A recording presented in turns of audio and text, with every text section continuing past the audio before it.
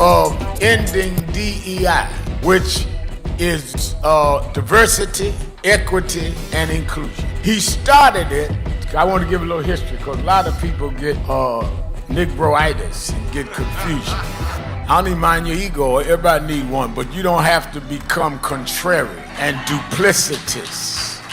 We got to have integrity even among those with ego. So we started when they first came out against DEI. Now Ackman and them started it going at Harvard University, forcing out the first black woman and first black president of Harvard. We went to his office and been going 67 weeks. I went first 10 to 12 weeks. And this brother, stand up, Reverend Ron McHenry, coordinator House of Justice. This brother has been there every week. Many of you here in the audience have marched every week. So we didn't just get in this, we were in it the day they came at Claudine Guy. Last year's convention, we dealt with DEI. This year we said that we're going at these corporations that had come out against DEI. Many of you, most of y'all I'm looking at was at the convention. And we hit Pepsi. Pepsi called and said, all right, we 8-9 days in, we agree to meet. And we went, purchased New York. Chairman of our board, Reverend Dr. W. Franklin Richardson, and Carol Wallace, who's a special advisor to us on finance, and laid out to them that one, we don't care what you call it, DEI, IED. Y'all are gonna keep your commitments in terms of the black community.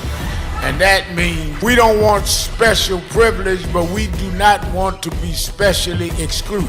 This is not about we don't want merit. We feel if our people are at the table, we can beat anybody on merit in many cases. So we want from employment to your board, to how you deal with marketing, to who does your financial investment. We want to go across the board with that. Otherwise, if you don't want to deal with the question of diversity in how you do your business, then don't deal with diversity in your consumer base, because you don't believe in diversity. So we just will try to remove all the dollars we can from buying your stuff. In fact, I told the chairman, maybe with the chairman of the board, maybe with the CEO, I said, in fact, I learned that not from growing up civil rights, I learned that from Donald Trump. So what do you mean? I said, Donald Trump said he's gonna redo tariffs, that if he doesn't get what he wants for the country, they were gonna raise the tariffs. I'm doing the black tariff reverse. If we don't get what we want, I mean, y'all can't be for Trump and tariff and not be for us in the African American community with a tariff. It's been a long time coming, but I know. 1968, Dr. Martin King was killed in Memphis, Tennessee. And it has been the commitment of National Action Network to always, in the month he was killed, to let them know they killed the dreamer. Because I have a dream today. They can't kill the dreamer.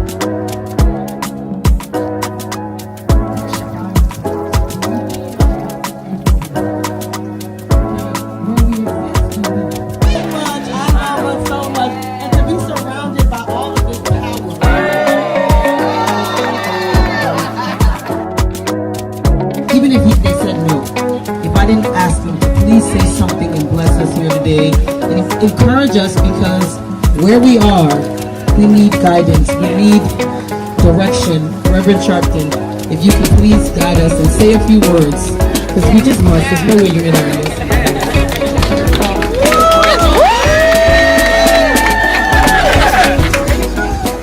Baku is so special to all of us. And what has happened this week, let me tell you, Baku and Rich Dennis and the rest will not tell you, against all obstacles, they said we're going to make this happen.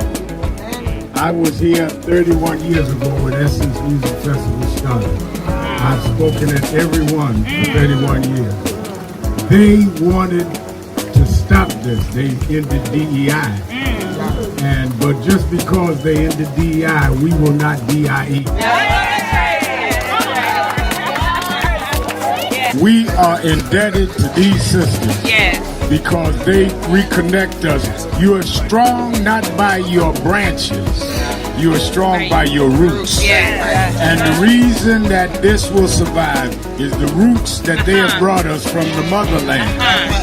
Tell us that we're stronger than the waters that we had to pass over. And if we go back to the roots, we can take the waves and the storms of the ocean, because God brought us here to save the human race. And that's why we're here. God bless Baku, bless you, sister. Bless Reverend Jasmine Crockett and all of you that are here tonight.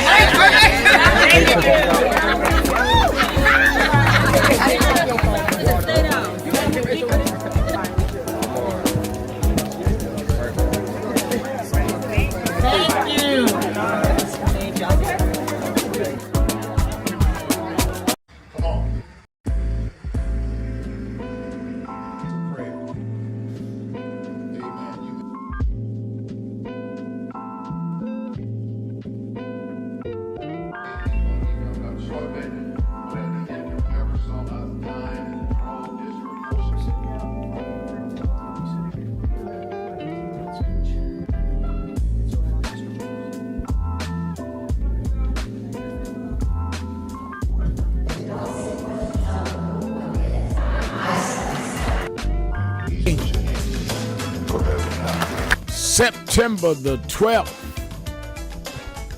Do you know what time it is? It's Al Sharpton's time. And for the next 3 hours, it's time to put aside all pretenses, deception, denial, or fronting. The time has come to keep it real on Keeping It Real with Reverend Al Sharpton. A very good afternoon to you all across the country. And good morning to our West Coast listeners. Welcome to on Sirius XM 126, where talk empowers and becomes action. I'm coming to you live from our National Action Network corporate headquarters in New York. And for you that are frequent listeners, you know it is Friday, and that means it's Exhale Friday. We just open up the phones and our message board and let you bring in, on, and through anything that's on your mind and anything that's in your heart. All you have to do is call us at 1-877-532-5797, 1-877-532-5797. Or you can go on the message board and send me a message, and we read as many as them as we can off the message board. Like the Democracy.Fund is saying already, great to see you, Reverend Sharpton. Great to see you, my friend, and you and your wife. I'm glad you are tuned in. They came up to the House of Justice, got to meet them in person, and they're on the case on their site. Taniqua Wimberly sending me some hearts this morning, and I send hearts back to you. And Pamela Gordon is saying, good afternoon, Reverend Sharpton. Peace and blessings. So a lot of people on the message board. Ladybug77 saying happy Exhale Friday. Yay. Live from Raleigh, North Carolina. All right, Ladybug77. Well, a lot going on. And by now, most of you, I'm sure, know they arrested a 22-year-old male from Utah. Donald Trump, the president, said on Fox News that it's with a high degree of certainty that we have him, while NBC News is reporting the suspect's own family members turned him in. And Vice President J.D. Vance and Second Lady Usher Vance personally escorted Kirk's casket on Air Force Two to Arizona, reflecting the high-profile nature of the case. And Trump says we have to beat the hell out of radical left lunatics after Kirk's killing. And I don't know if they're going to establish that Robinson was a leftist radical. I don't know what the motive is yet. We'll see. Nor has anybody really proven in a court of law to be fair that he was the one that did the assault.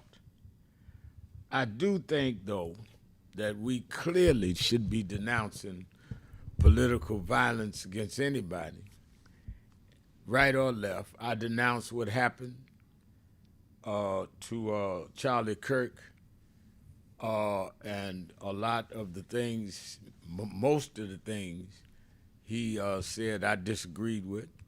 He's attacked me by name. But I do not think that we in any way, shape, or form condone death, assassination, or even harm. I wish the other side was the same. These are the people that justified January 6th, where they assaulted and beat up policemen. These are the people that said, let's hang Mike Pence. I'm talking about the crowd that's talking about stopping crazy people on the left. You can't get no more crazy than assaulting law officers at the Capitol. So, you know, I certainly agree with we need to stop craziness. But crazy needs to also stop acting crazy. So I think that this is interesting. And some are raising the fact that now they're going to extreme levels to rewrite history. So we're going to deal with all that on Exhale Friday. Also, Chuck Schumer, the minority leader of the Senate, is saying that a shutdown is possible if the Republicans don't accept democracy and health care demands. Schumer threatens shutdown when he drew backlash when he last time let the Republicans get through. Now he's demanding, as well as Hakeem Jeffries, that they cannot take the money out that they're talking about that will affect health insurance, tax credits, and assurances against future Medicaid cuts or clawbacks of the congressionally approved funds. So they ready to shut it down this time, Schumer says, and I think that's right. Is it also interesting that President Trump now has announced plans to send federal law enforcement, the National Guard, and potentially the military to Memphis, Tennessee? And according to Trump, both the Democratic mayor there, Paul Young, and the Republican governor, Bill Lee, support the move. It's very interesting. Now, he was going in Chicago. Pritzker and Mayor Brandon Johnson stood up to him and he sold a bunch of wolf tickets. Even did a whole diagram with him talking about a Shakopolis, or like the apocalypse is coming. Now I told y'all, if you stand up to him, Doc, he's not all that. Now he's talking about, well, let's go to Memphis. I think that is interesting, to say the least. And all of this and more we need to talk about, and I definitely want to hear from you. It's been a busy week. This whole redistricting fight is still hot and heavy. They are literally trying to change the district lines for voting so they could save the majority of the House for the Republicans. That's what this is about. I don't think a lot of people understand that. They are not just changing it to be changing it. If they can redraw the lines to where the voting public is pretty Republican in that area, and cut out the Democrats, put them somewhere else, and dilute that strength, they control the House. So let's talk about all that. Evangelist Ramsey, one of the best activists I know, she's on saying, good afternoon, Reverend Sharpton, and freedom fighters don't allow anyone to define you because of your past. Remember, you are no longer a slave to sin, for you are a child of God. That's a great message, Evangelist Ramsey, because a lot of people live in your past more than you do. People living in your past lose their power when you don't live in it. And people talk about, well, Reverend Mal, did so-and-so do so-and-so? Everybody did something. It's not what you did, it's did you get through what you did? And it's the same thing with us collectively. We are no longer slaves. We brought here enslaved, slave trade. We are no longer slaves. So if you're accepting to be treated like slaves, then that's on you. Don't enslave yourself by accepting when people want to treat you as a slave. And slavery is not only a physical bondage, it's a state of mind. Because before they can enslave your body, they have to give your mind a mindset that you will accept being enslaved and normalize being enslaved. And I got to go do my chores rather than I got to be free. So know who you are and know how you became who you are. People suffered and died, gave up their life so you'd have a better life. That's why they're going to have to come a lot more than Donald Trump to turn me around. Let's take a break. It is Exhale Friday. 1-877-532-5797. 1-877-532-5797. Shopton, keeping it real. Be right back. No justice, no justice, no justice. What do we want? What do we want? We are the sons and the daughters. We gotta stand up and make it loud. Just like our God told the Pharaoh, let my people go, go. We are a new generation from the ones who have come before. He's calling us into freedom, let my people go, go. We never shy, never shake. Give me a papa, go.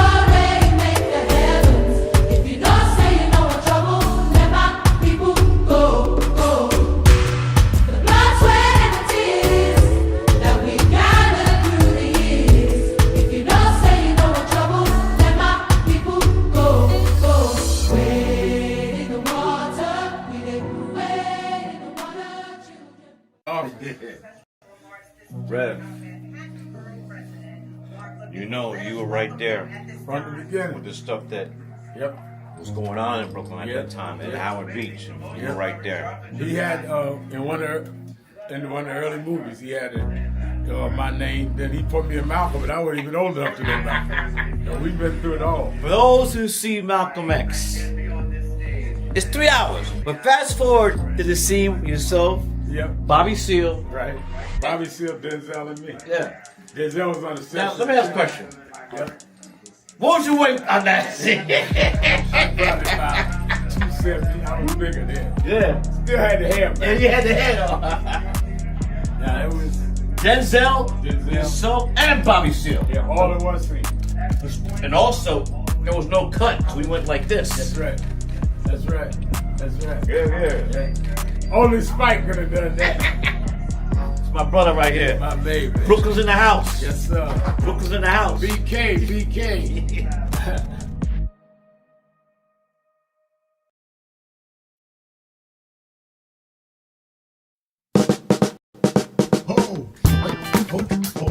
Oh, do I seem excited? I am excited because this Saturday, the National Action Network Saturday Action Rally starts live on WBLS 107.5 FM in New York. We're going to expand. Every Saturday morning, we're live on WBLS 107.5 from 10 a.m. to 11. You'll hear the message. You'll feel the energy. You'll be involved. You won't be sitting around talking about, oh my God, look at what's happening. You'll be involved in dealing with what's happening. I'm excited, and you should be excited too. Turn on WBLS 10 a.m. every Saturday morning. I have a message for you, and if you want to, you can come to the House of Justice and be there live, 145th Street and Lenox Avenue. We kick off at 9, and we don't stop until we deal with getting our people energized.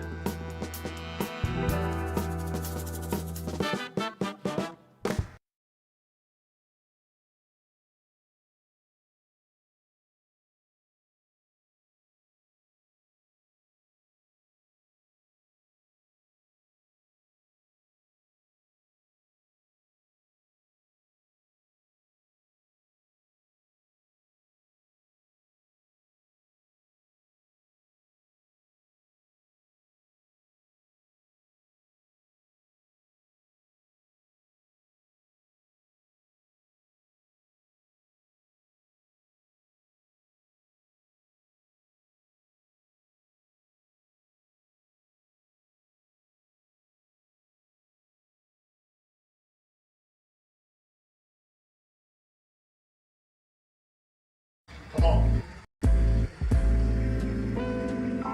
Pray.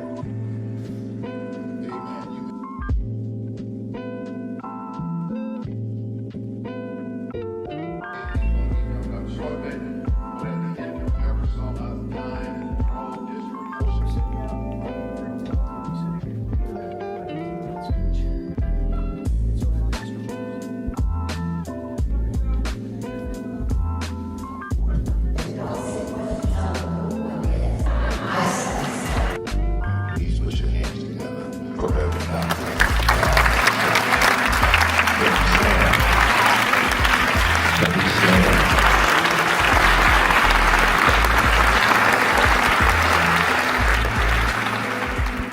We've reduced a lot of our ministry to entertainment. Or who can hoop the loudest? Who could run around the pulpit more? Or who got the dresses fancy and don't deal with the ministry?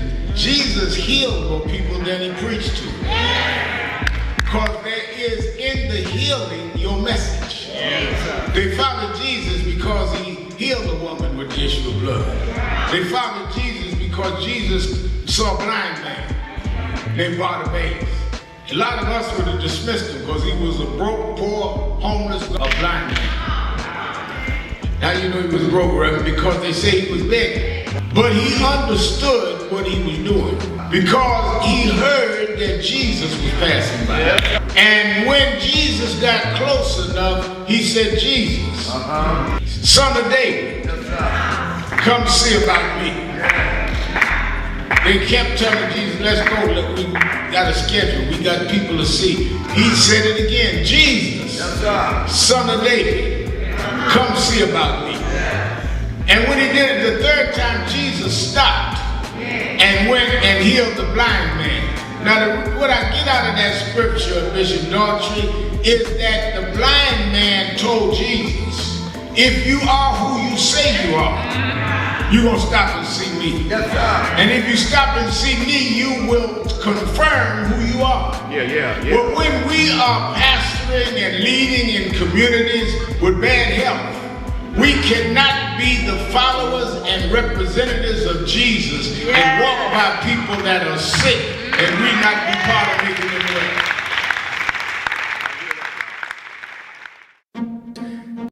Look at the story. We celebrated Good Friday and Easter just a couple of weeks ago. Well, there's a message in that. I heard a preacher talk about this the other week. The thing that people forget, I want you to keep this in mind, is they crucified Jesus. Those of us that are Christian believe they hung him on a cross, maligned him, mocked him. Wasn't enough to nail him. They mocked him, saying if you be the king of the Jews, step down and deliver yourself. Mocked him.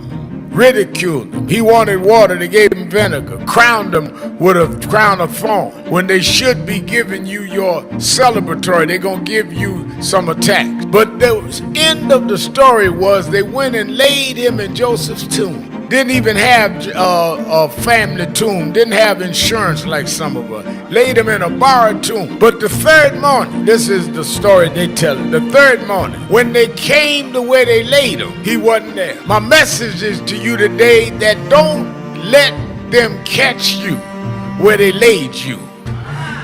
They may kill your name. They may crucify your character. They may tell you you are nothing from nowhere, but when they come to where they laid you, let you be gone on to somewhere else. I've been called everything but a child of God. They said I'd be nothing going nowhere. They castigated us. They called us troublemakers. They called us loudmouth. And when they came to see me go to jail, I wasn't there. They catch me on MSNBC now. They catch me leading marches now.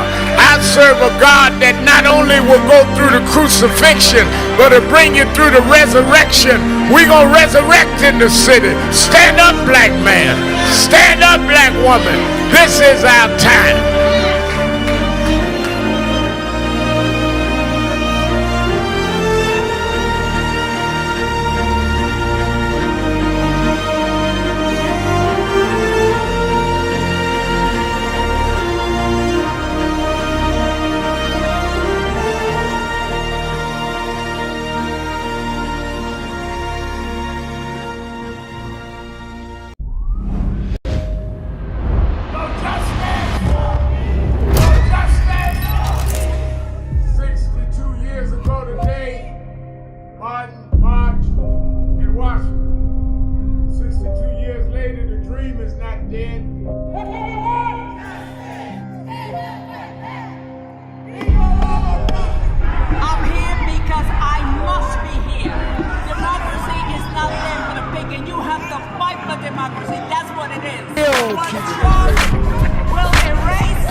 I'm your host, Reverend Al Sharpton, and I'm back, and it is Exhale Friday.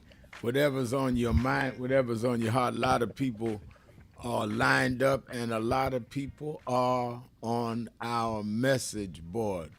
Tanya Stovall says, Reverend Sharpton, the only one out there doing the work. There is no one else out there like that.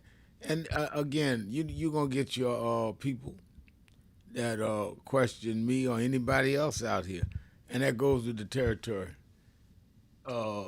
Somebody said, I can't see all the things. Somebody said whatever they want to say, and they welcome to say it. And all of us need to do whatever it is that we do. I'm not worried about it. Let me say by way of announcements that don't forget, tomorrow, which is Saturday and Sunday, watch Politics Nation with Al Sharpton, live at 5 p.m. Eastern Time on MSNBC. And among my guests, I'm going to have on uh, the congressman from Kansas City, where they're trying to redraw the lines in Missouri. I'm certainly going to have Sharice Davids on about that. I'm going to have the mayor of Salt Lake City, Utah, about this shooting there in Utah. And I'm going to have on the candidate for Mayor Andrew Cuomo. I had on Ma'am Danny last Sunday. I've invited Cuomo and Eric Adams, and Cuomo has agreed to come on this Saturday. I'm going to ask him some rough questions and find out what he's talking about. New York mayors is a national post, so we'll have him on. And Congressman Greg Meeks, who heads the Democrats' Foreign Affairs Committee, have a lot to talk to him about in terms of what's going on with the questions in the Middle East and what's happening with the in my opinion, the continued increase by Netanyahu against the people of Gaza and what's going on in Ukraine. So I'm going to have him on. Then I'm going on Sunday I'll be doing Sunday Live from Houston, where I want to deal with also the fact they're trying to redraw the lines and knock out a black district in Shreveport. Congressman Cleo Fields will be on. He's the congressman there they're trying to get out. And I'm going to have on Stephanie Jelena Stratton, the lieutenant governor of Illinois, talk about what's going on there with the crime. And so much information. Watch both nights, both Saturday and Sunday, 5 p.m. Eastern Time, MSNBC. And then, of course, you that in the New York, New Jersey, Connecticut area, meet me in the morning at the Saturday Action Rally in Harlem at the House of Justice, 145th Street and Lenox Avenue in the House of Justice at 9 a.m. to 11 a.m., 9 a.m. to 11 a.m. Make sure you meet me there or beat me there. You that are not in the New York area, you can watch it live on Impact Television, the only black-owned national black gospel network. Or you can watch it live on www.nationalactionnetwork.net, our live stream at that place. All right, let's go straight to the phone. Let's get some of our Exhale Friday. Let me start in Little Mountain, South Carolina with Spencer. Spencer, you're keeping it real with Al Sharpton. Hello, Al Sharpton. I'm definitely going to keep it real because I'm going to tell you something. As a black American citizen, I've been really bothered here these last 30 days. Now, let me just let me say what I would like to say. Right now, our president done really pulled a circle of the wagons on the White House. He thought he was very smart and intelligent to pick out things and to say different things that would keep a black participant, non-white participant, to come at him and to hurt him in some fashion. But let me tell you the first thing that got my attention on what this clown was doing was the fact that when the word went out for those girls that was 12 to 16 years of age, Epstein people, when them girls asked, could we come to the White House and see the president? Guess what the word was that came from the White House from Trump? Oh, right now I'm busy. Or I don't know when I ever won't want to talk to them. That made me start thinking, this man is really not a humane presidential embedded person. See, you make that office so neutral, anything happen, you almost like a father.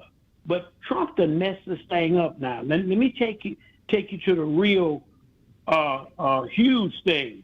The guy who's over the FBI, Parental, him and his second in command guy, they know white people. They know how they think because they got part of them to save themselves. But what Donald Trump did, he picked them to be over the FBI. But guess what the FBI doing now? They really don't like this non-white guy to be the main commander of them. So when this thing came up about Charlie and Kirk got killed, right away, Parental, the real commander of the FBI, he wanted to use this to introduce himself to America, saying, I am the main man now of the FBI. But guess what happened? That first particular session they wasn't gonna have him on there. So they canceled it. So now that second session come up, Parental was there, and he made an announcement and made it clear he was in charge. Let me tell you something, Reverend Al. When he did that, white folks now is in confused because what they thought was turning to be lily white is turning to be everybody ain't on deck. It's going to be a mess right here in America. Let me just say one thing I would like to ask of you, Reverend Al. I don't think nobody have made mention of this, but I think it's time now for you to call a minister association for ministers everywhere in America to come to a certain place and we talk, because it's time now for the church to step in.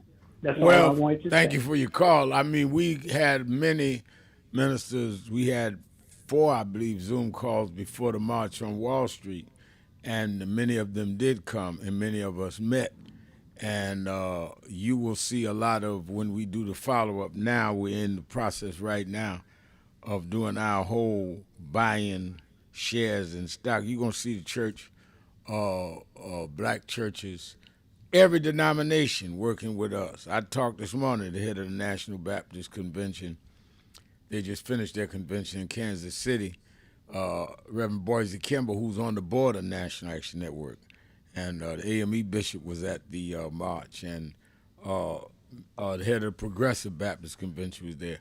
So just because we don't say everything on the air does not mean we're not convening. You don't think those 15,000 people just jumped up there because they had nothing else to do.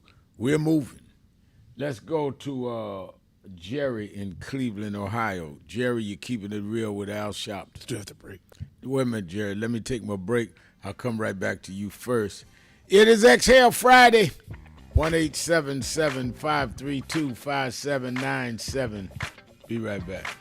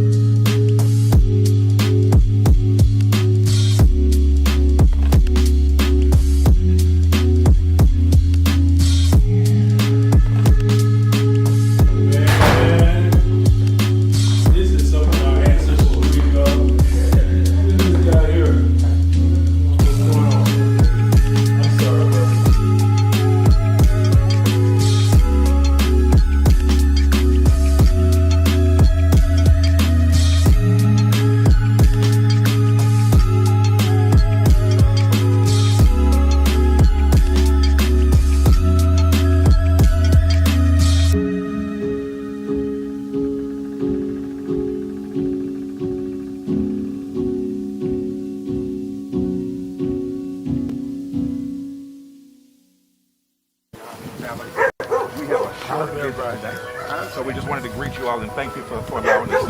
Yes, sir.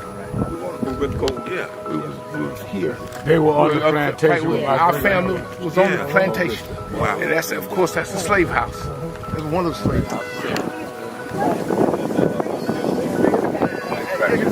Sir, it's been 13 years. That's right.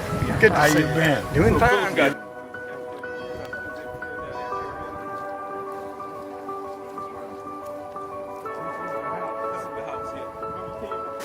Last time. And we, Alexander Sharpton.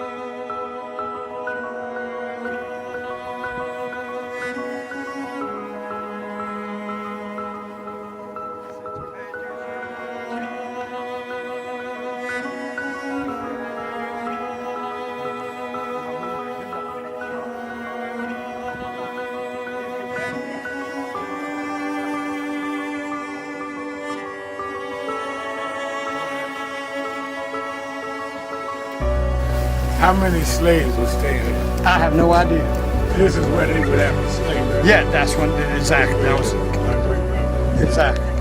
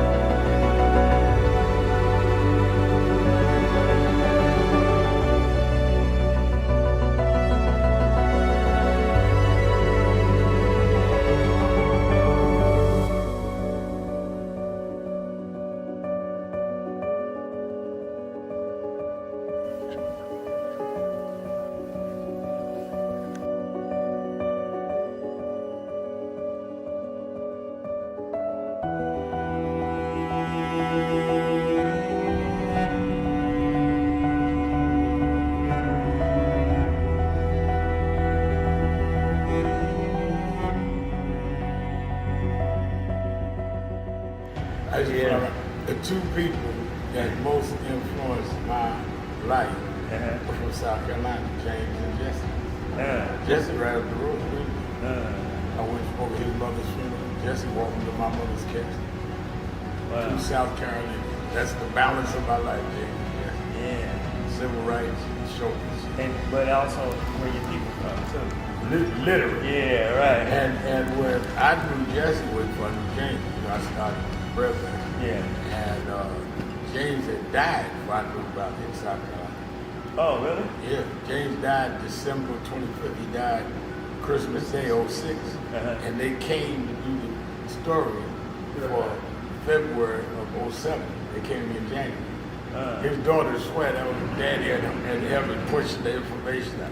Wow. And I called Jesse and told him, do you know that my great-grandfather was a slave about 45, because Greenville right up to I-20. He said, I told you we was connected. That's why you got to listen to me. But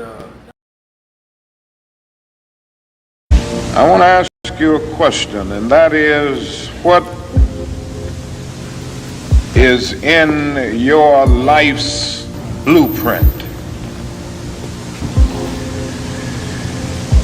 This is the most important and crucial period of your lives, for what you do now and what you decide now at this age may well determine which way your life shall go. And whenever a building is constructed, you usually have an architect who draws a blueprint. And that blueprint serves as the pattern, as the guide, as the model for those who are to build the building. And a building is not well erected without a good, sound, and solid blueprint. Now each of you is in the process of building the structure of your lives. And the question is whether you have a proper, a solid, and a sound blueprint. And I want to suggest some of the things that should be in your life's blueprint. Number one, Reverend Al Sharpton, and on our message pad, Tricia is saying this redistricting that I was talking about. I'm gonna have the congressman on from Louisiana over the weekend on the television show. That's what she's referring to. This redistricting is done with such precision to take out as many black representatives as possible. Project 2025 authors are mostly likely responsible. And I think that you are absolutely right. Tanya Stovall saying it looks like we are headed for a recession sooner than we think, hopefully not a depression. And while the Trump administration, anything could happen, nothing good. And I think that when you look at how inflation is escalating, how unemployment is rising, and black unemployment rising even at a more disproportionate level, a recession is absolutely possible, which is why the Democrats need to fight and not acquiesce this time. Let's go to Jerry in Cleveland, Ohio. Jerry. Hi, how are you doing? I'm doing well. I just want to first say that I don't condone any violence at all, because the statement I'm going to make might sound a little cruel, but I'm definitely against violence of any kind, no matter who it's against. But are you familiar with the fact that Charlie Kirk once said sometimes, sometimes gun deaths, I'm paraphrasing a little bit, sometimes gun deaths are worth it?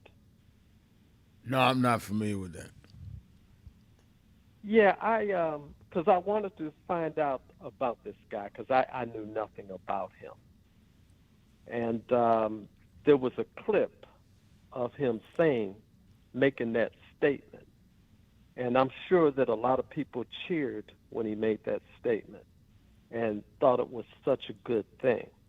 I wonder how many of those people are cheering now, because maybe even that gunman who shot him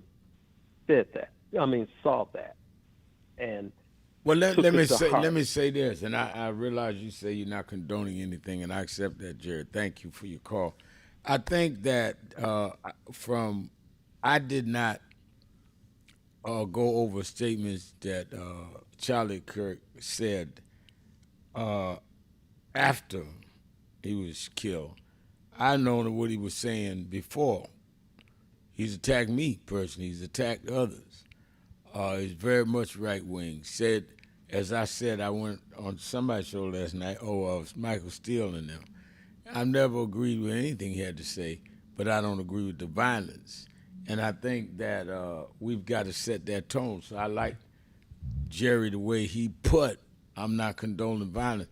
We cannot become like the folk we fighting. Otherwise, they won. If they can reduce you to behaving like them, then they have defeated you. Let's go to Mama D in Chicago. Mama D. Well, y'all God be the glory. And he has not given the spirit of fear or excuses to hate others.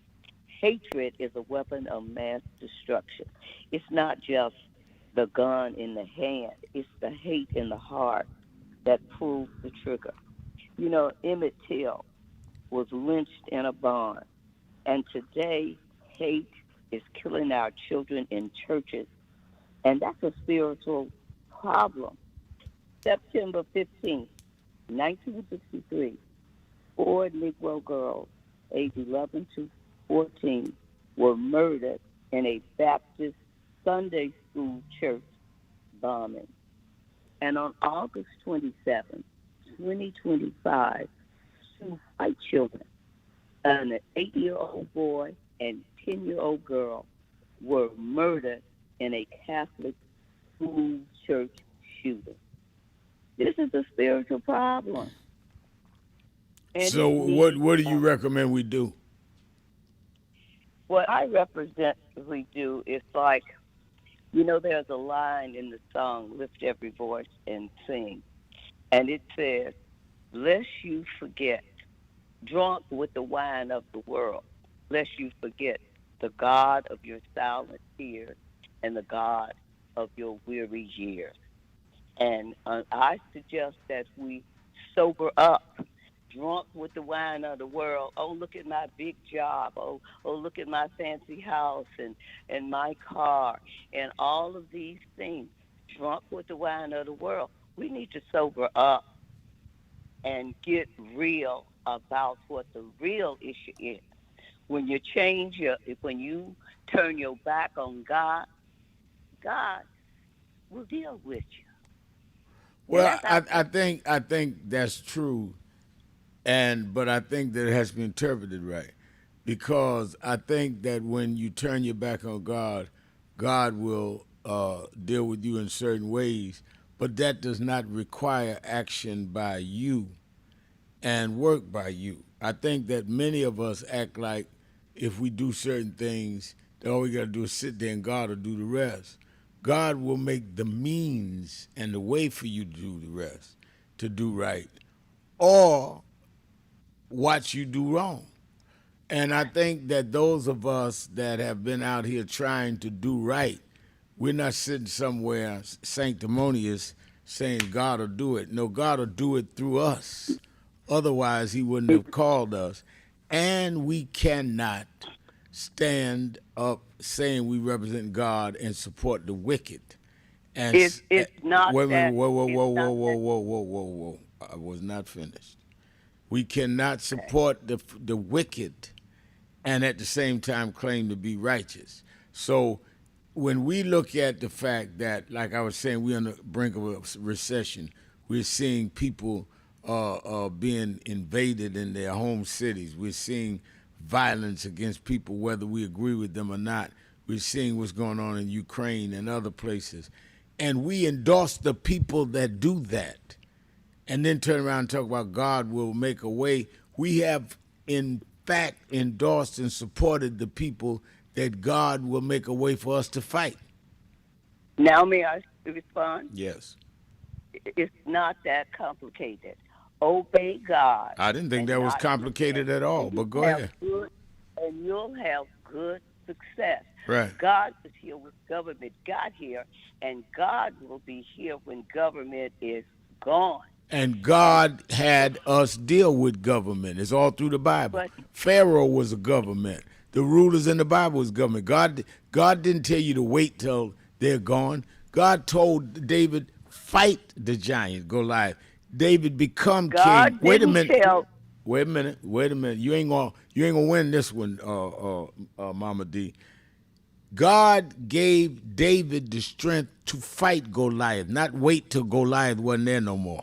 God gave the 3 Hebrew boys the strength to deal with Nebuchadnezzar. They didn't wait for Nebuchadnezzar not to be there no more. That is not biblical. God is not for killing babies in the womb. The fruit of the womb. What are you talking about? Boy, We not. So now you want to go to the abortion fight? No, I want to. Yeah. All right. Because that goes against the word of God. Yes. And so all right. Go ahead. Okay. Thank you. Now, it's very plain and clear. Children are a heritage of God, and the fruit of the womb, the unborn, breathing soul, is his reward. When you're on the wrong side of spiritual history, God is not on your side. Well, I think that when you deal with spiritual history, that you also have to deal with if you and I notice how you definitely tried to switch from the spiritual argument to dogma, but I'll go there. The fact that I believe wait a minute. No, that is so. If you're not in our Bible, it is. Everybody doesn't read the Ten Commandments as their spiritual life. People have Hindu books, Taoist books. So again, you got the wrong show for that. You cannot be where you make law out of our spiritual all feelings. life comes from a man and a woman. I don't care what book you have. Male and female is the only way you're going to be fruitful and multiply. Mama D. Clearly, you're trying to just jump all over the place as I make one statement. No, so wait a minute, whoa. You cannot confuse the situation by you going to go from I'll talk about wickedness, then you jump into abortion. Now you want to jump into gay rights. And then you're going to jump into something else. That's exactly what I want to jump into. Well, you should have opened with that because this is not, we're not going to do the rest of the show with you. So you should have opened with that. I'm not going to let you do five. Wait a minute. I'm not going to let you do 5 points because it's not fair that other people call. If you want to talk about any one of them, feel free to call. But as I was saying, every time you and I talk, that we have got to, yes, believe and do what we say is spiritual. But you can be against abortion and be in your interpretation of the book. You can be against gays and be in your interpretation of the book. But you cannot support a wicked deviant for president and tell me you in the book. Let's take a break. We'll be right back. Keeping it real. That's what I do. Sharpton. Call me anytime. Look at the story. We celebrated Good Friday and Easter just a couple of weeks ago. Well, there's a message in that. I heard a preacher talk about this the other week. The thing that people forget, I want you to keep this in mind, is they crucified Jesus. Those of us that are Christian believe they hung him on a cross, maligned him, mocked him. Wasn't enough to nail him. They mocked him, saying if you be the king of the Jews, step down and deliver yourself. Mocked him. Ridiculed him. He wanted water, they gave him vinegar. Crowned him with a crown of thorns. When they should be giving you your celebratory, they're going to give you some attacks. But the end of the story was they went and laid him in Joseph's tomb. Didn't even have a family tomb. Didn't have insurance like some of us. Laid him in a borrowed tomb. But the third morning, this is the story they tell it. The third morning, when they came to where they laid him, he wasn't there. My message is to you today that don't let them catch you where they laid you. They may kill your name. They may crucify your character. They may tell you you are nothing from nowhere, but when they come to where they laid you, let you be gone on to somewhere else. I've been called everything but a child of God. They said I'd be nothing going nowhere. They castigated us. They called us troublemakers. They called us loudmouth. And when they came to see me go to jail, I wasn't there. They catch me on MSNBC now. They catch me leading marches now. I serve a God that not only will go through the crucifixion, but to bring you through the resurrection. We're going to resurrect in the city. Stand up, black man. Stand up, black woman. This is our time.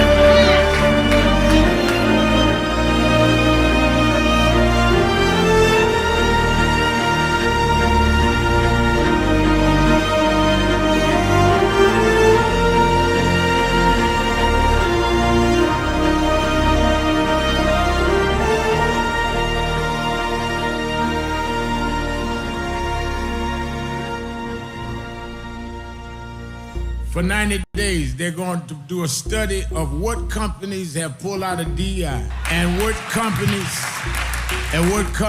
have a small margin of profit. And we in 90 days are going to announce the 2 companies that we're going after. And we're going to ask everybody in this country, black, white, brown, gay, straight, woman, trans, don't buy where you are not respected. Donald Trump can't make us buy your stuff. The Senate can't make us buy your stuff. In the name of Dr. King, we're going to do what Dr. King did.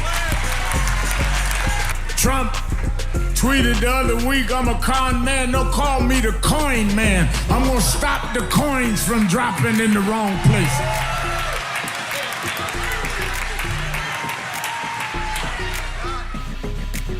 Things past hope. Because, I grew up, like I said, single mama on welfare. And my mother told me there's a part in life that hope's gonna run out. But she told me you got a double barrel in your engine. I said, what is that? She said, you can switch from hope to faith. Faith is a little deeper than hope. Bishop Hilliard is here. Faith is when hope runs out. Faith is the substance of things. Hope for the evidence of things not seen. Faith is when we were emancipated after 246 years of slavery and walked off the plantations with no education, no money, no future. And we built black churches and black colleges and black fraternities. We had faith. Faith made us stand up to the most powerful nation in the world and turn it around. Faith means we went from the back of the bus to the front of the White House. We come this far by faith, leaning on the Lord, trusting in His holy word. He never failed us yet.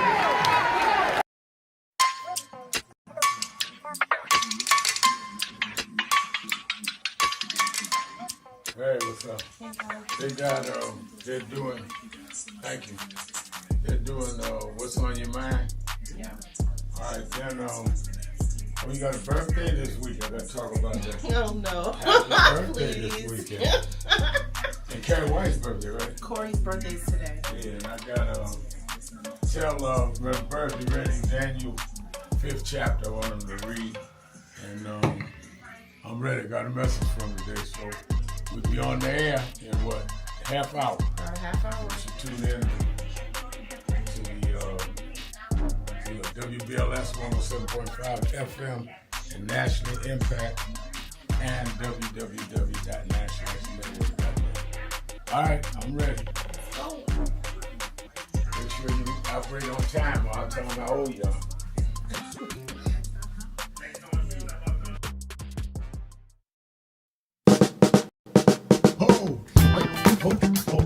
Oh, do I seem excited?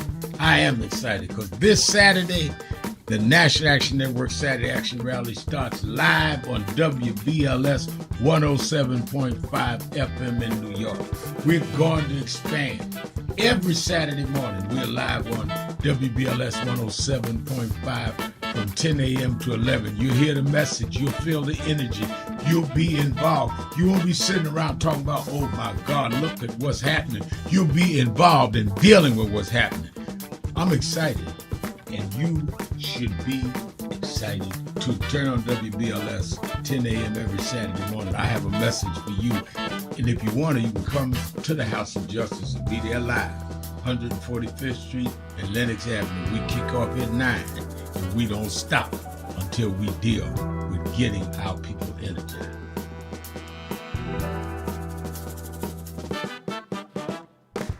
Stop going through your life like you are a co-star or a bit player in your own drama. No, you are the main star. You're the central figure in your life. What you decide is what is the major thrust of your life. And others may contribute, impact, affect, but it's your life that you're central in. So stop trying to lay the weight of what you do or don't do on others. That weight is squarely on your shoulders and in your hand. And if you want to defer and give your life choices to others, that's on you. If they have any sense at all, they will be so busy trying to conduct and properly guide their life, they will not have time to try to major in your life. It's been a long time coming, but I know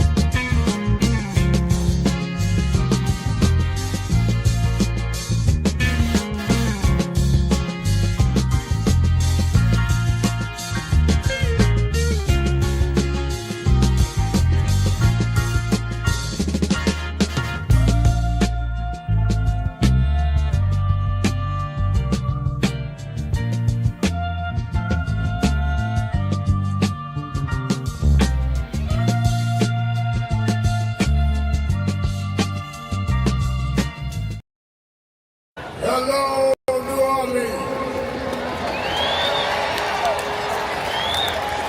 Let me tell you straight. They did not think we could come and be here tonight. They cut budgets and advertising, but one black man, Rich New Dennis, said, I don't care. My families come together every 4th of July weekend, and essence will happen, because that's who we are. Give a big hand to Rich New Dennis for bringing us back.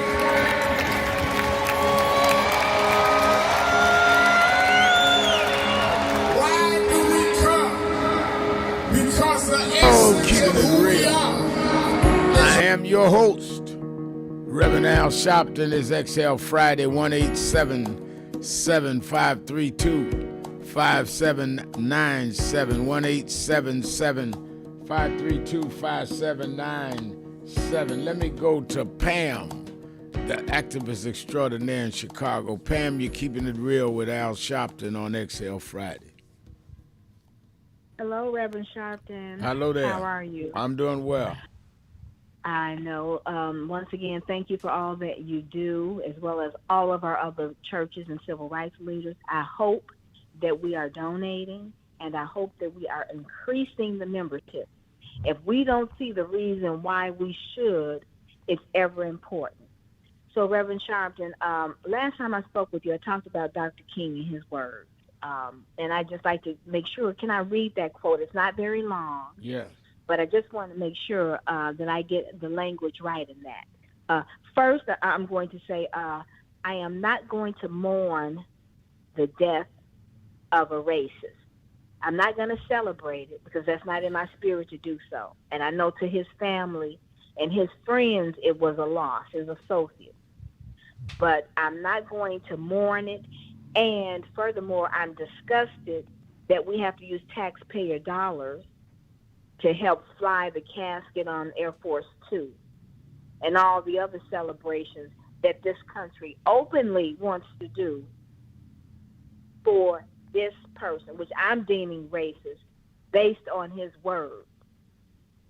And so I'll leave it there and people can review his words. But, Reverend Sharpton, I wanted to talk about, Dr. King talks about philanthropy. And you can just always find references from our civil rights leaders, including yourself, on several issues.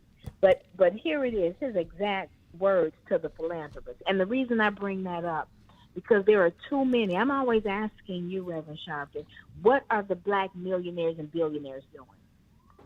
And I'm saying it's not enough. Those are my words, not yours. And whatever they're doing behind the scenes, it's time to be upfront with it, because we can name white billionaires and millionaires who are clearly financing hate institutions and racists.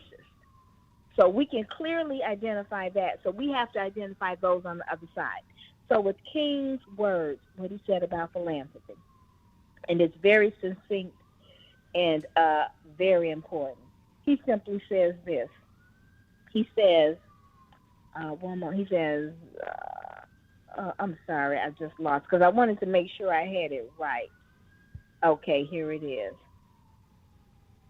In his own words, he says, philanthropy is commendable, but it must not cause the philanthropist to overlook the circumstances of the economic injustice which make philanthropy necessary. Now, that's a powerful statement coming from somebody who sacrificed his life. So, in other words, like his argument was that, just by providing aid without questioning the system that caused the need for the aid is insufficient. So when our wealthy people are not standing up for what is right and using their money to finance, right, our civil rights organizations, our media, social media platforms, right? Because we have to really address the causes of the injustice. So I think his words reign true to this day. And as we're under attack, we need to know where are the millionaires and billionaires on our side. And lastly, I'm going to leave with this. Some people are okay with the viciousness, just how vile, how disgusting this adjudicated sexual abuser is. Some people are okay with that as long as he's against abortion. And he's really not against abortion because we know his previous history, he supported it. But some people, he can do anything he wants to do as long as he's against abortion, which is really, that's just asinine. Because we know he is destroying this country. And so I'm just leaving us with that. And all I'm asking is for our wealthy black people to come up and speak up with your dollars and with your voices. Our HBCUs have been threatened. Right. I don't know, Reverend Sharpton, have we had anybody, and we all have our voice, so I'm not just putting the onus on them, but it just can't be poor, working class, middle class people, those in the union. We need our entertainers to step up just like they did when it was necessary for Dr. King. You know the names of the entertainers that stood up. We know that. Where are they today? Because we're all hands on deck with this. Because you see that this is an open celebration of this racist. And once again, let me be clear. I am not going to mourn his death, but I'm not celebrating it either. Because I know it was a loss to some people, but not me.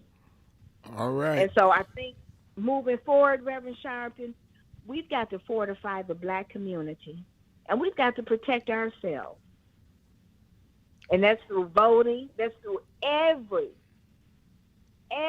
single action we can take while we're living. All right. Thank you for your call. Always good to hear from you.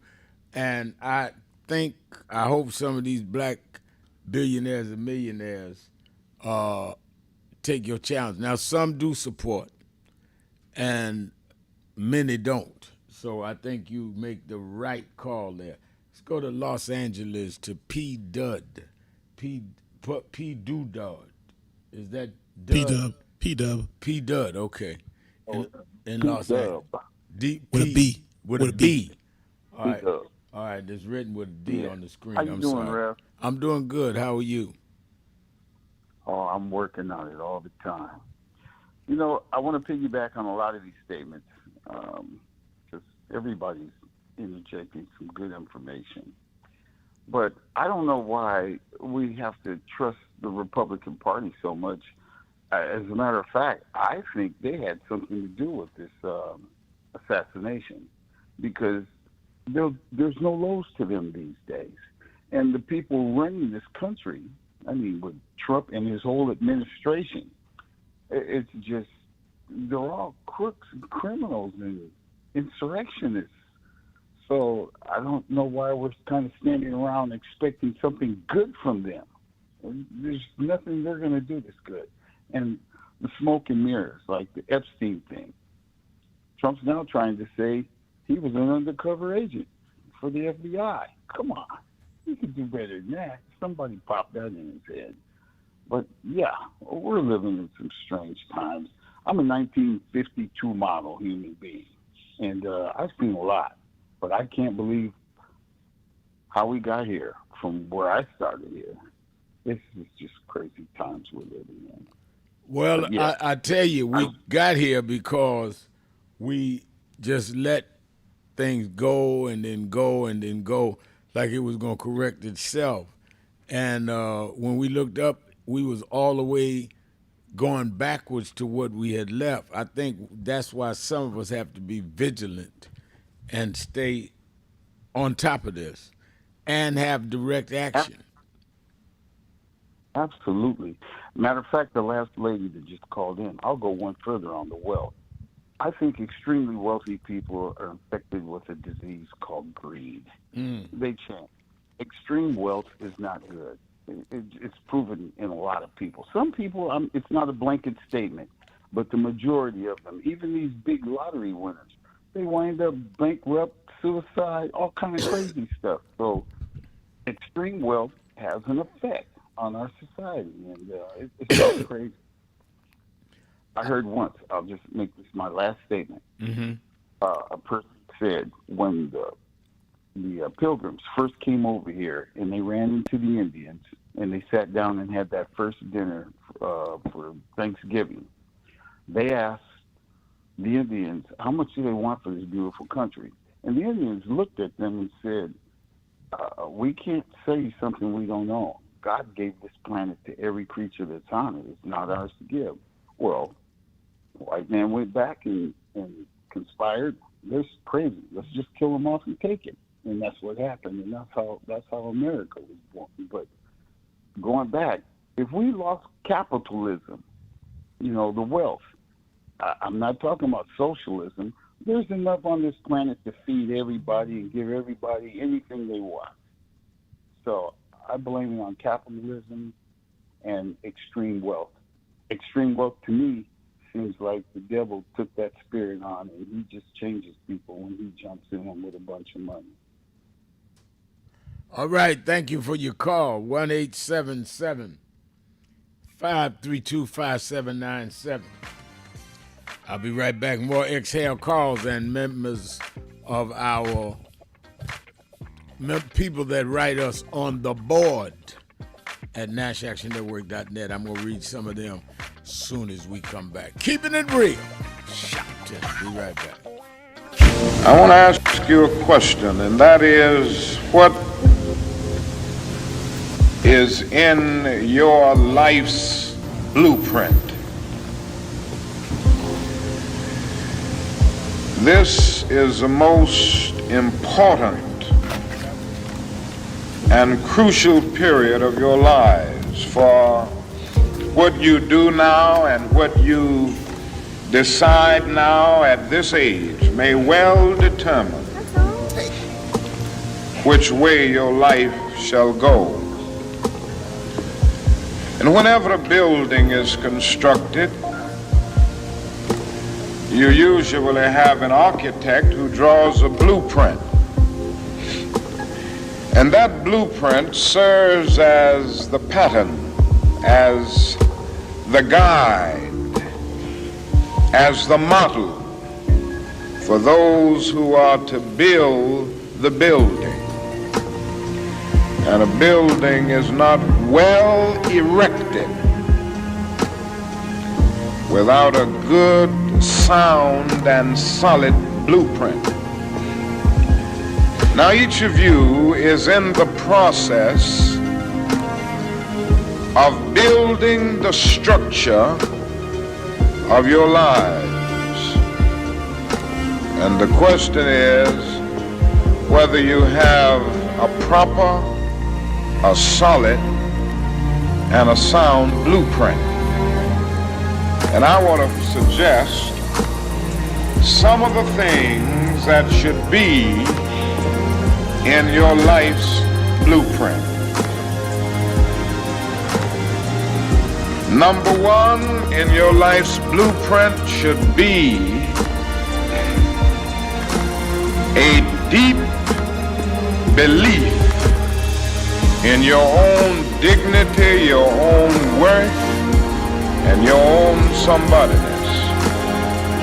Don't allow anybody to make you feel that you are nobody. Always feel that you count. Always feel that you have worth. And always feel that your life has ultimate significance.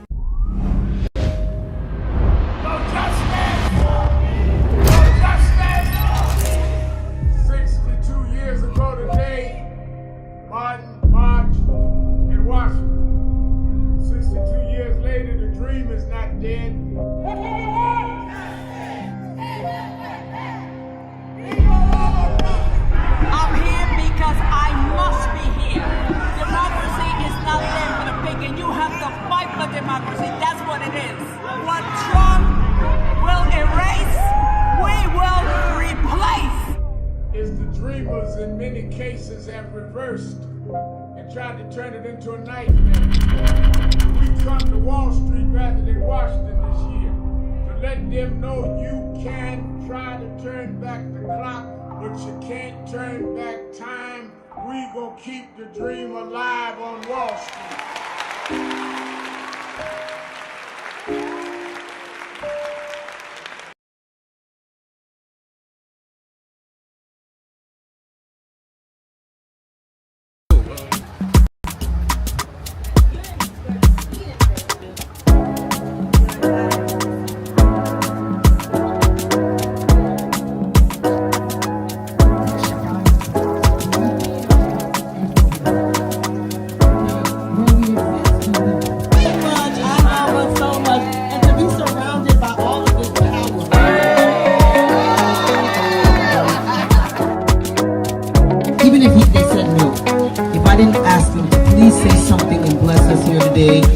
Encourage us, because where we are, we need guidance, we need direction. Reverend Sharpton, if you can please guide us and say a few words, because we just must. There's no way you're interviewing us.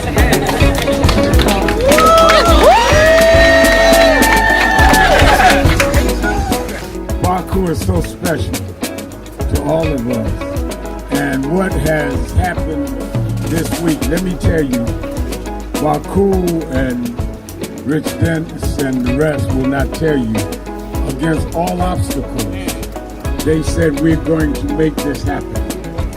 I was here 31 years ago when Essence Music Festival started.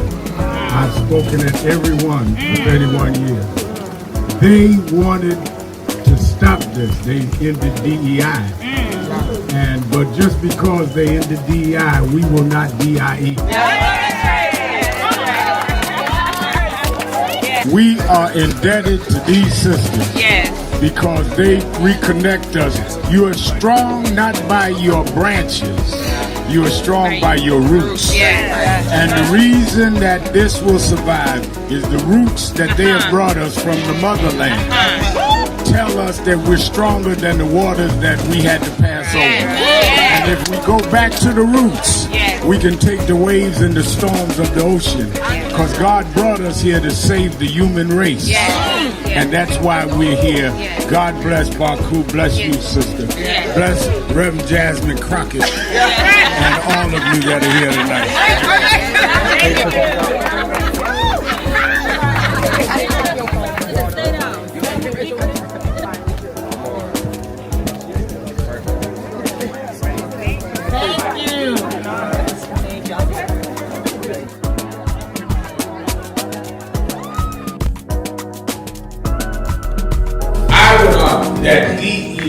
is a result of those that by law and later by enforcement would not deal with diversity, would not deal with including people of color, gender, sexual orientation, as well as disabled. And the conscious effort by government and the private sector to begin to equalize the opportunities of this country was something that makes it more humane and fair for all of us. To DEI, diversify, is not based on the lack of merit. We could not show our merit because we were the pompous conservatives that talk about we want a society based on merit. Well then, if it's based on merit, then why did you discriminate based on race and gender? Until they had cut off much of the population and then had merit between white males.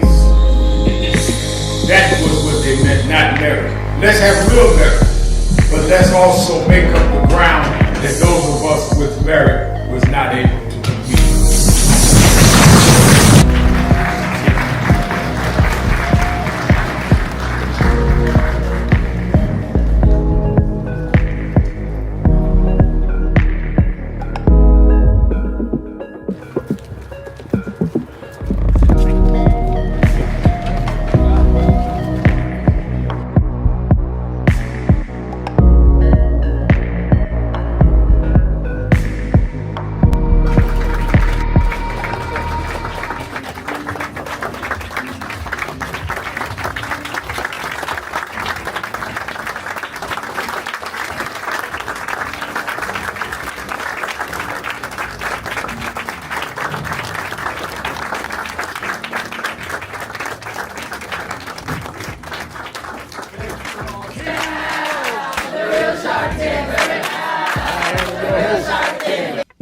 Reverend Sharpton, let's go to Tommy in Chicago. Tommy.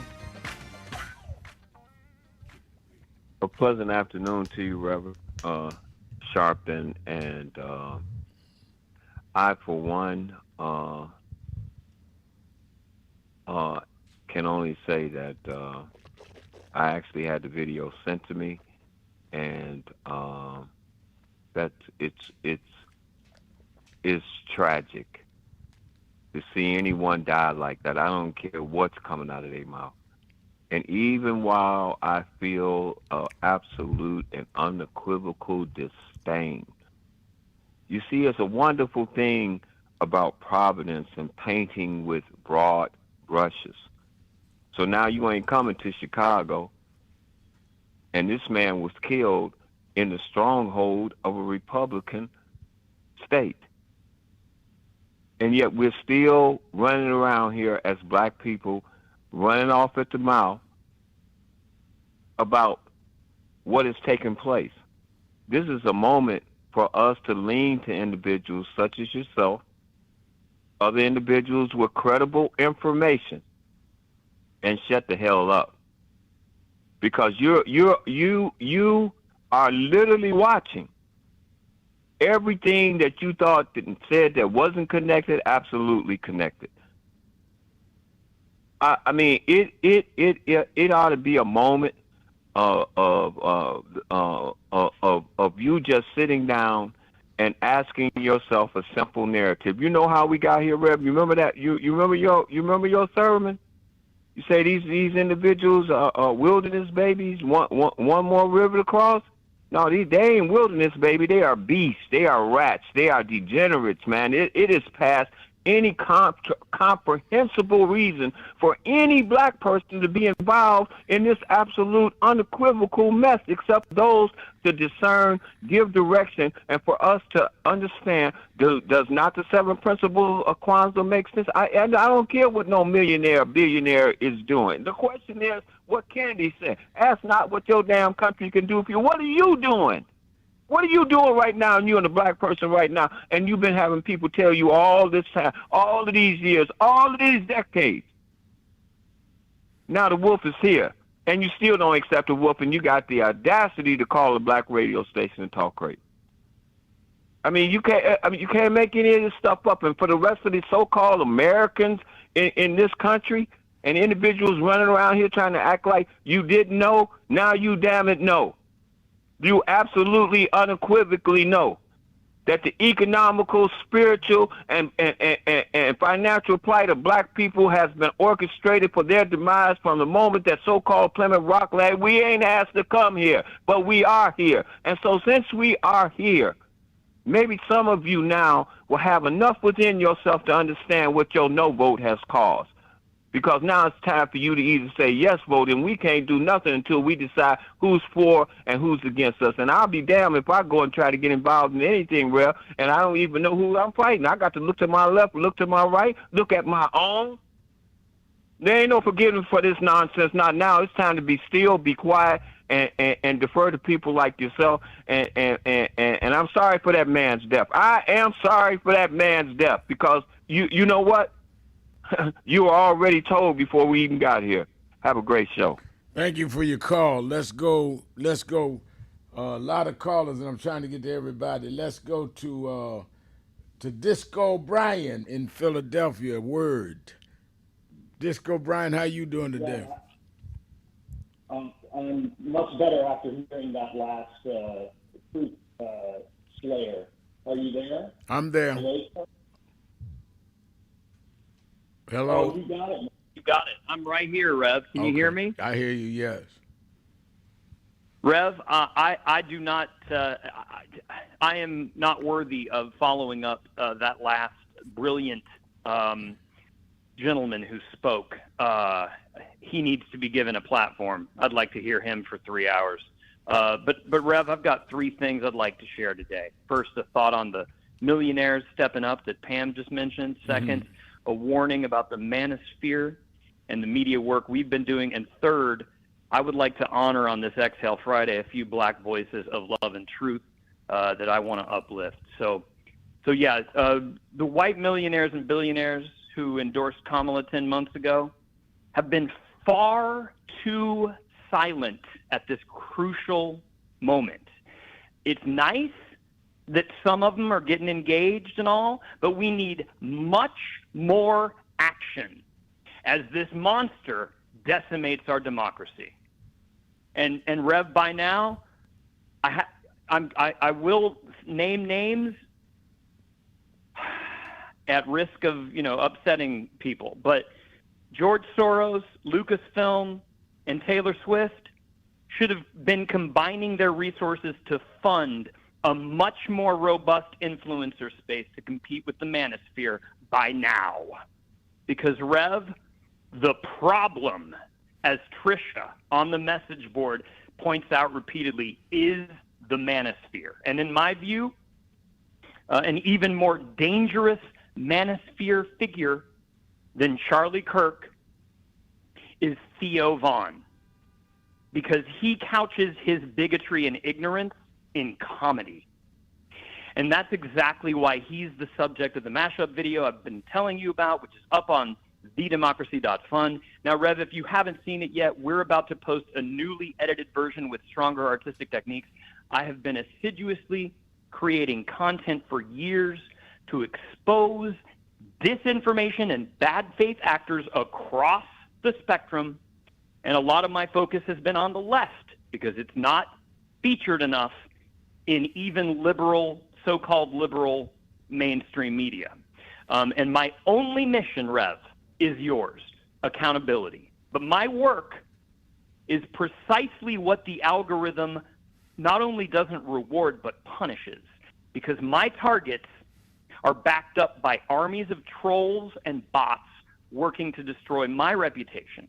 So, Rev, that's why our whole mission at thedemocracy.fun is to create an army of human digital warriors for truth and justice.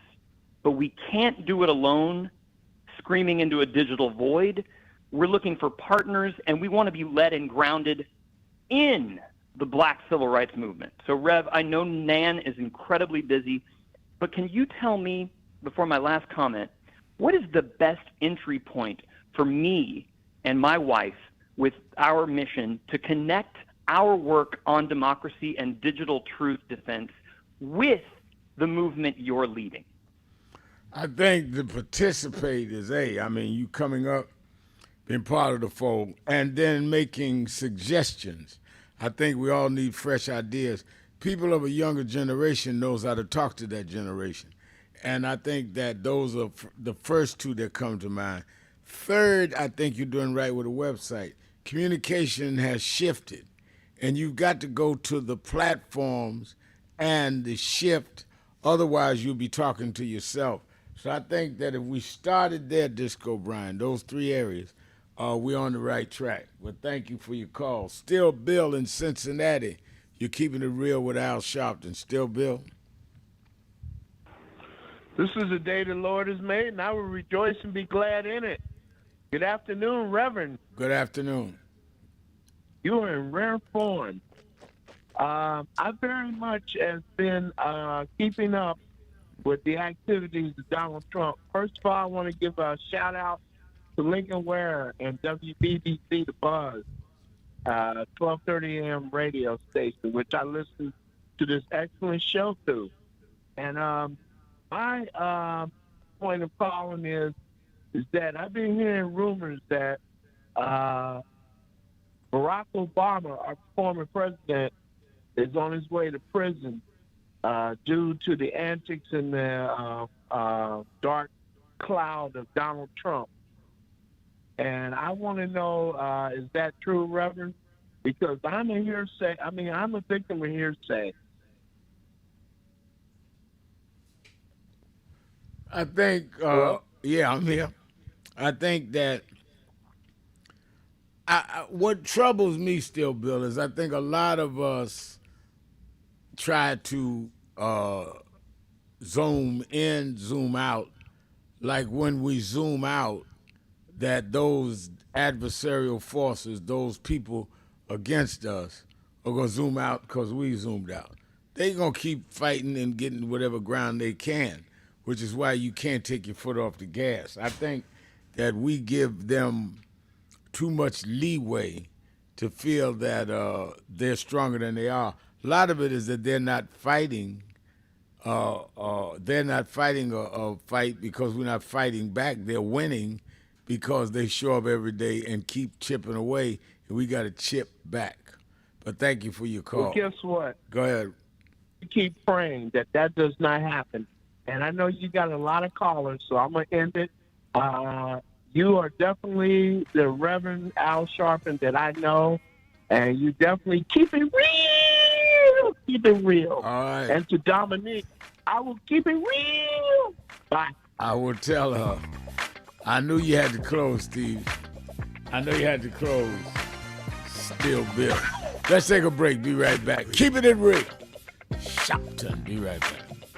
1 year ago and change, 67 weeks ago, we started marching every Thursday, am I right, on the offices of Bill Ackman. Bill Ackman was the architect of ending DEI, which is diversity, equity, and inclusion. He started it.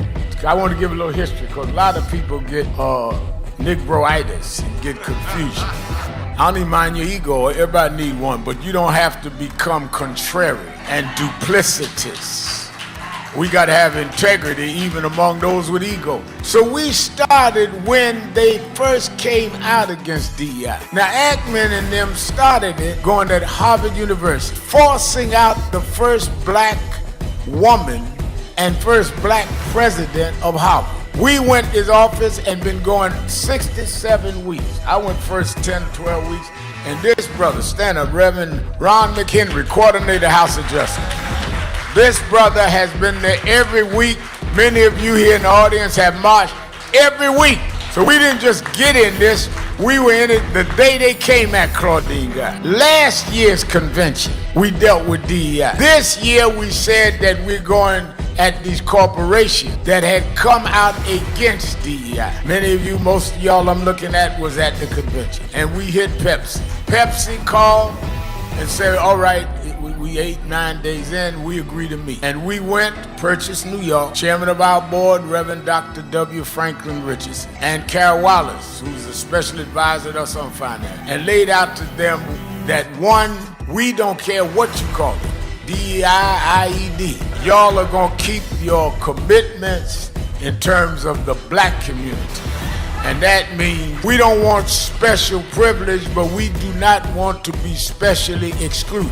This is not about we don't want merit. We feel if our people are at the table, we can beat anybody on merit in many cases. So we want from employment to your board, to how you deal with marketing, to who does your financial investment. We want to go across the board with that. Otherwise, if you don't want to deal with the question of diversity in how you do your business, then don't deal with diversity in your consumer base, because you don't believe in diversity. So we just would try to remove all the dollars we can from buying your stuff.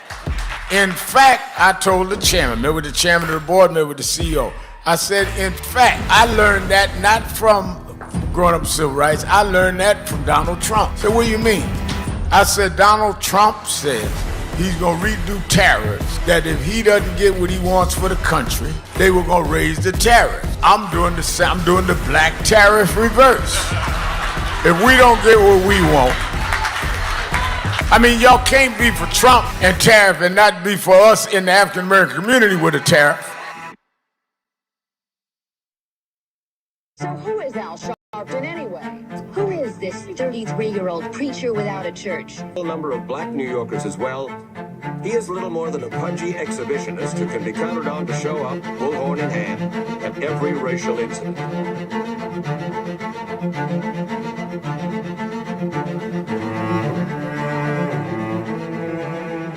I often quote Mark Twain saying, the two most important moments in life is the moment you are born and the moment you find out why you were born.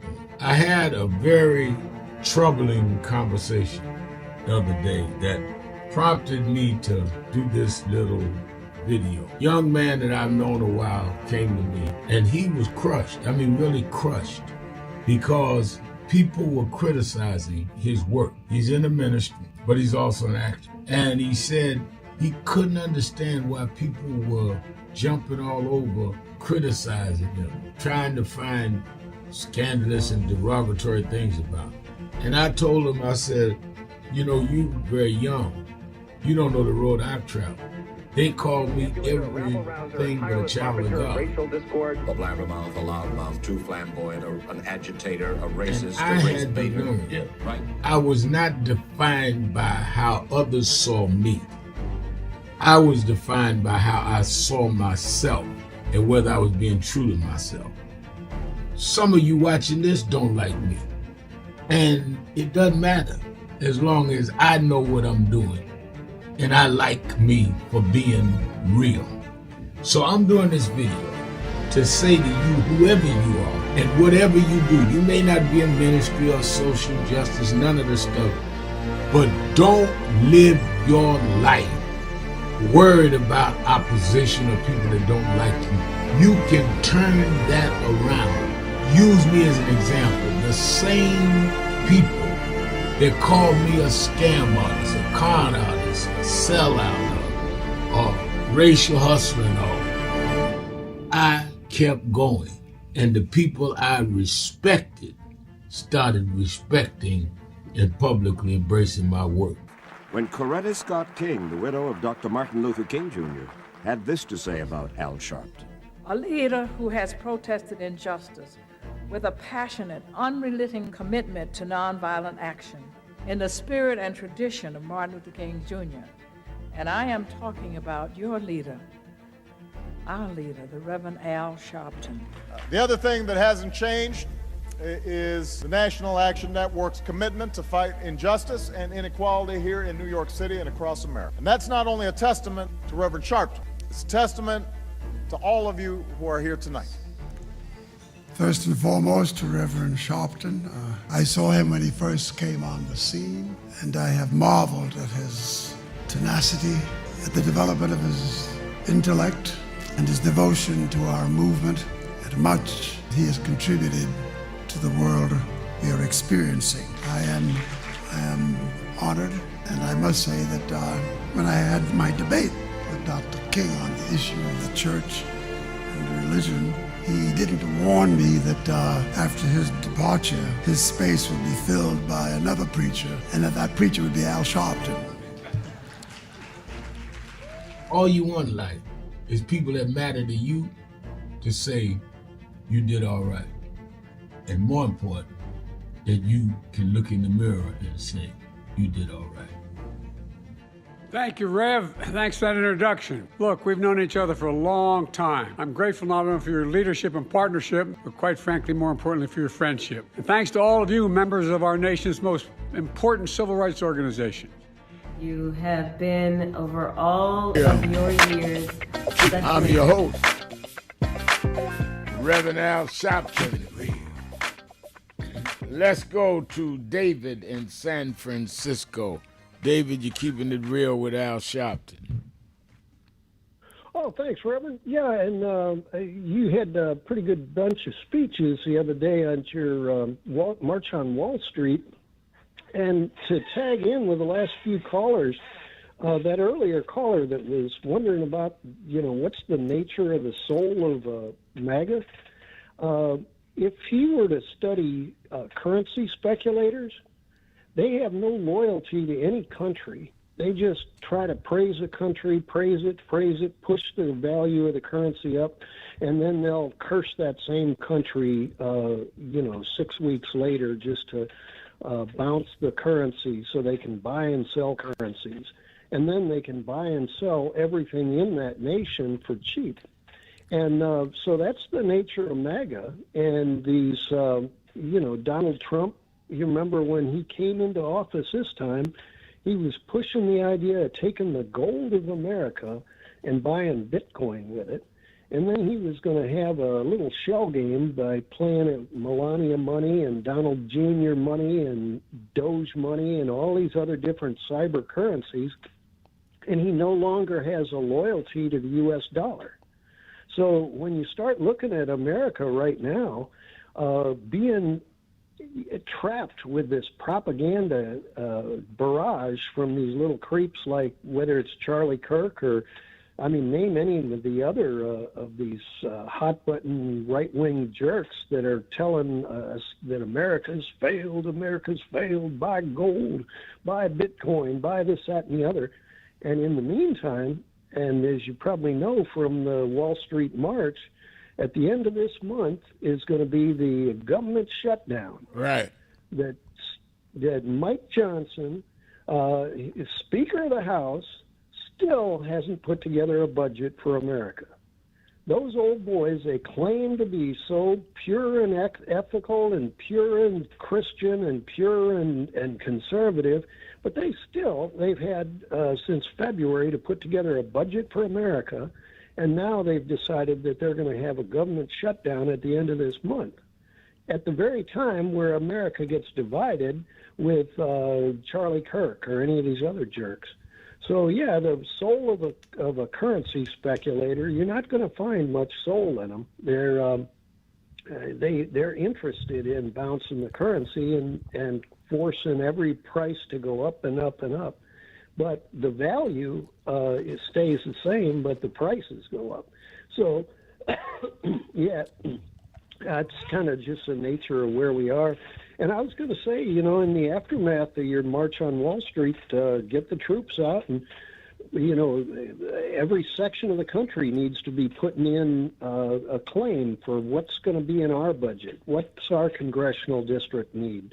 Why should we have the national parks shut down? Why should we have the fresh water systems shut down? Why should we have the school systems starved? Why should we have our property cheated by a bunch of currency speculators? So yeah, we got 3 weeks to hustle on putting in our claim. All right, I agree. Thank you for your call. I agree in terms of we just got weeks to put in our claim. I agree with that part of it. Thank you for your call. Let me go to Brenda in Richmond, Virginia. Brenda. Oh, Rev. Hey, Rev, how are you? I'm doing very well. How you doing? Oh, I'm doing all right. It's been a long time. Yes, ma'am. Yes, yes, indeed. Well, it's good to hear your voice. Rev, I want to just touch on, with HBCU's threat yesterday. Of course, my son Elijah is a senior at Virginia State University, and I don't think people even understand the trauma that put not just those students on that campus, but also the parents. And even today, even though it was lifted yesterday, the threat was lifted yesterday around 1:30, between 1 and 1:30. A lot of those students didn't even return back to class today because of their concerns of that threat. Now, and of course, Dr. Abdullah, the president for Virginia State, which is absolutely fantastic. He wrote he put out a great piece, and letting people know of that. Yeah, they're not going to scare us.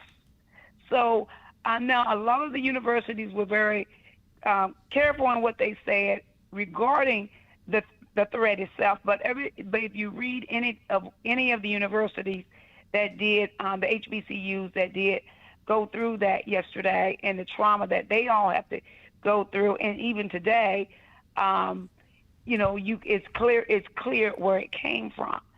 But Rev, I know that you, of all people, and knowing you as long as I have, you understand what it is when you have a death threat. Yeah. As a parent, as a black mother, and my son Elijah, that has been out in the public sphere, and I remember when back in 2016, Rev, he was a surrogate for Hillary campaign under Donald Trump when she ran against Donald Trump. Right. And when Elijah was Skyped in and spoke at the DNC, Rev, for months there was death threats on my son's life at 12 years old. So if we ever, and I heard you in that last segment, if we think that they will stop, no, they will not. So now Elijah's now 21 years old. He's on a campus where, once again, as his mother, I'm having a concern, and these kids are being traumatized and re-traumatized over again for white Utah. Something that happened in white Utah that had absolutely nothing to do with those HBCUs. And so you are correct, and we can't let our foot up off the gas because that's not what they're going to do. And we already know that. But I want to just, I want to thank you, but I also want to let you listeners know you're going to have to be vigilant, and we definitely have to continue talking to our kids and being vigilant today. Today is just not a time for any of us. Let me say this, Brenda. What it makes it even compounds the problem is now with social media, they can go on YouTube and go to something that someone spoke at a rally 10 years ago and know you. When I was coming up, and I'm a little older than you, you say something, maybe if somebody put out a tape recording later, you can be remembered. Now, any public utterance you make is forever there. And these people just comb the internet, right. and you could think, well, I did that years ago. It doesn't matter. It lives forever on YouTube. It lives forever with this AI. Some of my staff was teaching me AI, and you could put in a question to AI, and they'll tell you something that you didn't even know about yourself. So we've got to be very careful, very circumspect, and know that these people are using technology for some of the most cruel and politically backward reasons. And you have reason to be concerned. And you're exactly right. And Rev, let me tell you one more thing. Of course, Virginia got we are in a hot race here. Right. And people better understand about the vote. If black folk don't get out and vote, if we don't stop this standing on the sideline thing and thinking that your vote don't matter, and thinking that it's okay, or whoever we got in, doesn't matter. If you continue to do that, we're going to continue being in the same spot. And I'm hoping, Lord knows, I am hoping that in Virginia, we can get this seat back to blue, get Virginia back into a governor seat as Democrat, and Lord knows Jay Jones for Attorney General, because I'm gonna tell you right now, we got a great candidate running, because I'm gonna tell you right now, if we don't, and if these Democrats that are in office, they got a lot of power, and if they don't stop kowtowing to Donald Trump, that's one of our other problems. And we've got to be vigilant about it. Absolutely right. I thank you for your call, and always good to hear your voice. Let's go to Raj in Cleveland, Ohio. Raj. Yeah. Now, thanks for taking my call. Hello? Yeah, I'm here. Oh, yeah, thanks for taking my call. So, yeah, I was talking about how that lady just got off, the lady that was just talking. She had mentioned about how staying engaged, for our people to stay, importance of them to stay engaged. And yeah, that's so true, because that takes me back to how the classic example, Obama, he had a record turnout, and that was due to blacks coming out and being excited for the first, black president, and potentially, and they made it happen.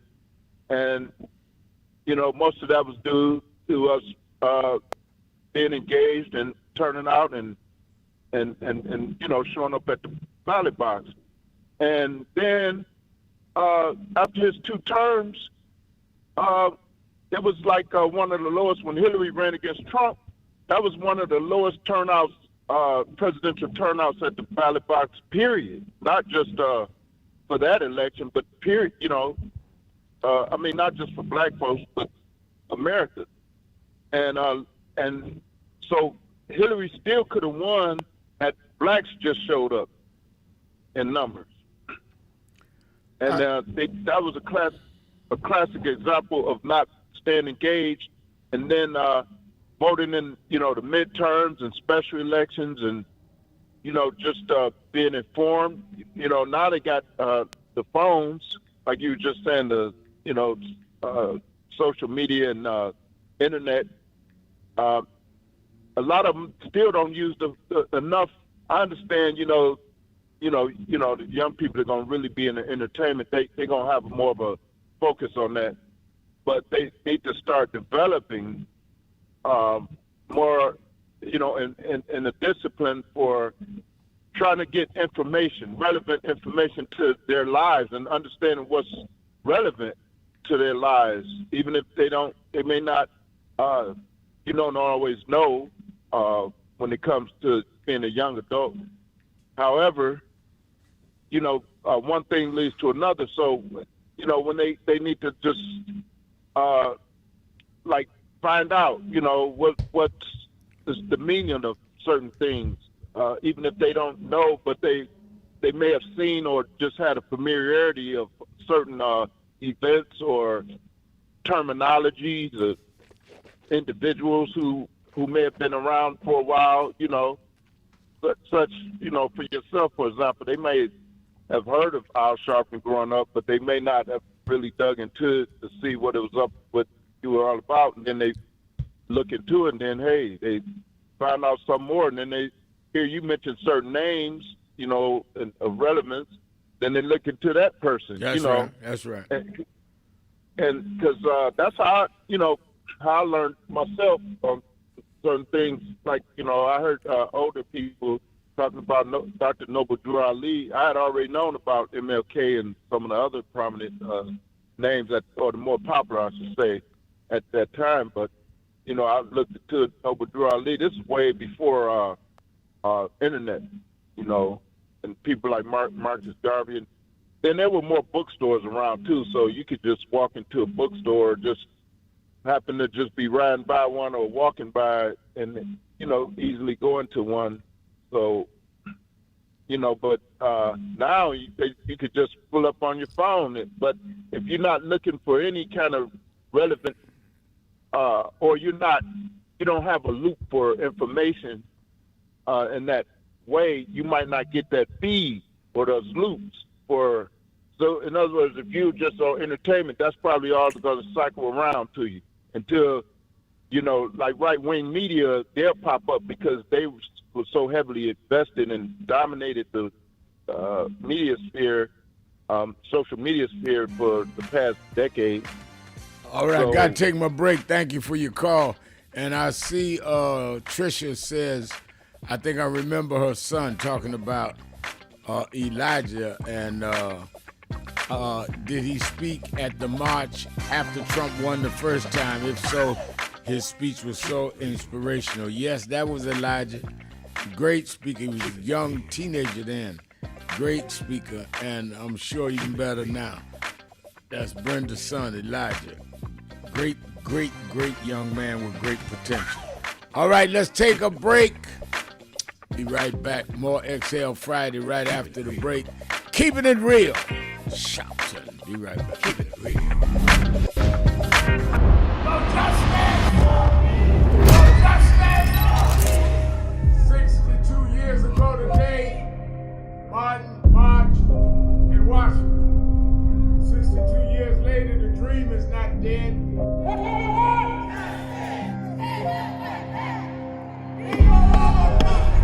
I'm here because I must be here. Democracy is not there for the pig, and you have to fight for democracy. That's what it is. What Trump will erase, we will replace. Is the dreamers in many cases have reversed and tried to turn it into a nightmare. We come to Wall Street rather than Washington this year to let them know you can try to turn back the clock, but you can't turn back time. We gonna keep the dream alive on Wall Street.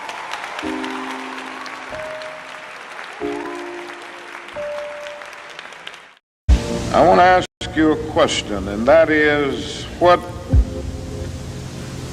is in your life's blueprint? This is the most important and crucial period of your lives, for what you do now and what you decide now at this age may well determine which way your life shall go. And whenever a building is constructed, you usually have an architect who draws a blueprint. And that blueprint serves as the pattern, as the guide, as the model for those who are to build the building. And a building is not well erected without a good, sound, and solid blueprint. Now, each of you is in the process of building the structure of your lives. And the question is whether you have a proper, a solid, and a sound blueprint. And I want to suggest some of the things that should be in your life's blueprint. Number one in your life's blueprint should be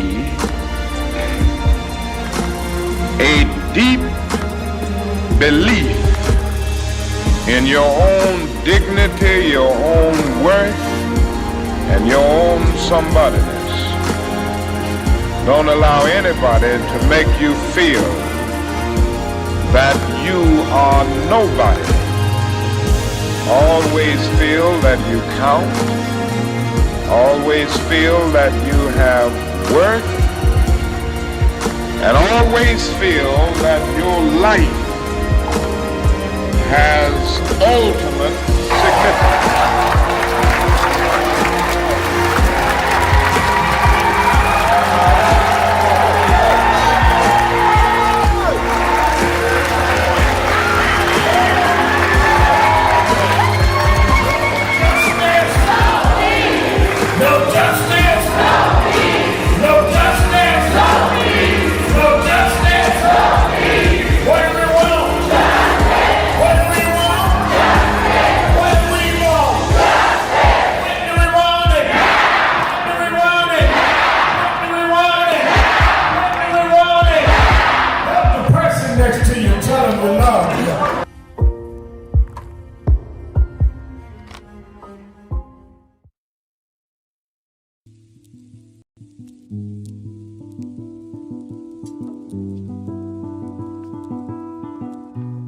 I had a thought this morning that I want to share with you about mentorship. I am able to do a lot of what I do because I had great mentors, but there are correct ways and incorrect ways to mentor people, in my opinion. I was mentored as a boy preacher by Bishop F.D. Washington, one of the great Pentecostal preachers of his time. Then Reverend William Jones became my pastor after Bishop Washington died, who was unquestionably in the top 5 black church ministers, theologians. Reverend Jesse Jackson, who I started my activism under his leadership, he and Reverend Jones. And I learned politics directly as a youth director from Shirley Chisholm. So even though I didn't finish college, I had the most unique education in the world from being exposed to giants. But the one thing I learned is as I grew older and people started coming younger than me and wanted me to teach and mentor them, the magic of the mentors I had is they did not want me to be their clone. They wanted me to learn things from them and use my own gifts and talent in my own unique way and let me do things on my own, because they knew that if I flopped in some things, it would teach me for the other things. They'll come and help me once I was down, but they were not going to have me avoid being down. And they were not going to impose themselves on me. Why am I saying that? Because too many mentors want clones. And too many mentees want their mentors to put them on a pedestal. Oh, so-and-so didn't do this for me. Oh, so-and-so didn't open doors for me. If they gotta open doors for you, it may mean that they knew you weren't ready to go through those doors. Their job is to prepare you. Your job is to develop your own skills, your own unique ways. And I don't care if it's my daughters, who both have come into their own, or anyone else. I'm not a talent agent. I did not form National Action Network to give people their step up. I formed it to fight for justice for everybody. If talented people get in, it's my job to invest and give them a platform. It's their job to get on the platform and perform and show their ability. Sitting with me today in the office as I talk about it is one of my mentees, Reverend Stephen Marshall. Now, Stephen, you just came around us when you were how old? 11 years old. 11 years old. You just turned 40 and now you're called to the ministry? Yes, sir. And what do you do in National Action Network? I formulate policies, lead in various regions, but most importantly, I senior advisor to you on all things from social justice strategies, politics, intergovernmental affairs, you name it, community organizing, all of that stuff. And I could go through scores of others. My daughters started Huddle. They got Huddles now, which is for young people to meet once a week all over the country. I just saw the video from the Las Vegas National Action Network chapter. Now, when you decided to preach, did I ever tell you to become a preacher? Not one time. Who called you to preach? The Lord. All right. And did I say go to this school or that school? No, sir. Did I open this door, that door? Did I tell you be ready when the door's open? Always be ready and prepared. And that's what I'm saying. Get you some young people than you that you can help along the way. But don't be their talent agent. Their talent must speak for themselves. And anybody that grumbles with you about so-and-so didn't do something for them, maybe it's because they didn't feel you were ready, or that they felt if they did it, you wouldn't do it on your own. But we all don't live forever. I want the next generation to speak of me, of National Action Network, and others, the way I speak of Reverend Jones and Bishop Washington and Shirley Chisholm and Reverend Jackson. But I just don't want young people to feel that somebody ought to give them the reins of leadership or give them the reins of business or whatever it is you're in. You need to learn from their journey, get the pearls of wisdom from them, but don't have them do for you, because then it means you can't do it for yourself.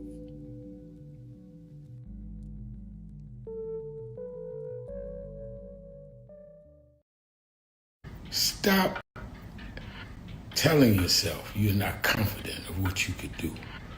When people with half your skills and a quarter of your talent have gone on to create big waves in life, if you look at them and you know you're more gifted than them, then what is your problem?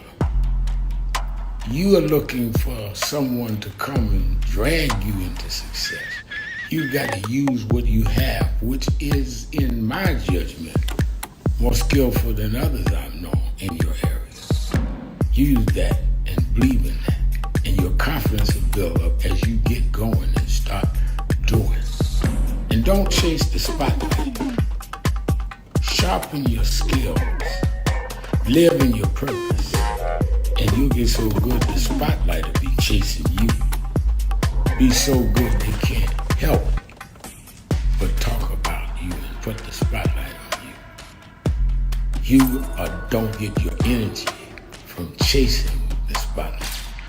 You get your energy by chasing your purpose. It's real. The spotlight.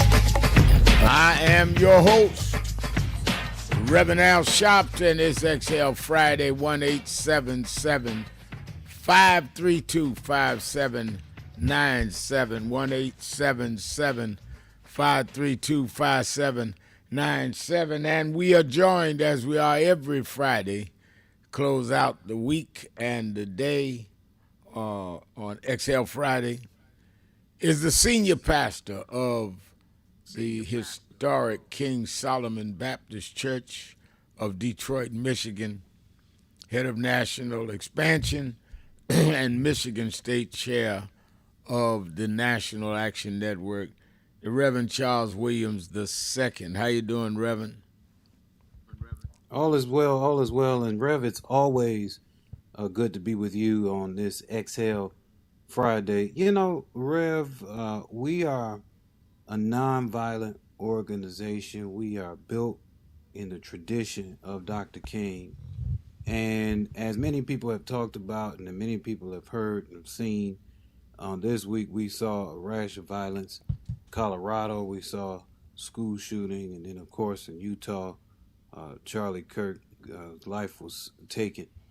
And, you know, I think it's even more important for us as leaders in the King tradition to make it very clear over and over again, every chance, every opportunity we get, that we let our feet do the talking. We let our voices rise in the streets. We join together, we bind together, we move throughout the country in a very nonviolent way. We are the light in a dark world. We are the salt with savor. And we must continue to maintain that sense and that spirit. Violence begets violence. We never engage violence. We never want to engage violence. And we never promote violence. And so as we continue to march and as we continue to work for what we believe in this community and for our community, then I want to employ folks to join us in being a part of that change as we continue to march, as we continue to escalate in times of need, as we continue to let our voices to be heard, policies to be changed, and continue to fight injustice wherever it may be. I want to invite folks, and I do this every Friday, because I think it's important for folks to understand we are an organization. That is our mantra. That's the roof and the house that we are built under, and the house that we're in. So join us by going to nationalactionnetwork.net and join that movement.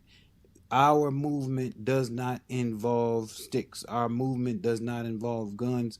Our movement does not involve our fists, but we sacrifice our bodies, our time, and our talent to move an agenda for justice and peace, power, and prosperity for our people. So go join us. Go to nationalactionnetwork.net and let's continue to move our agenda in the nonviolent Dr. Martin Luther King tradition that we've started in.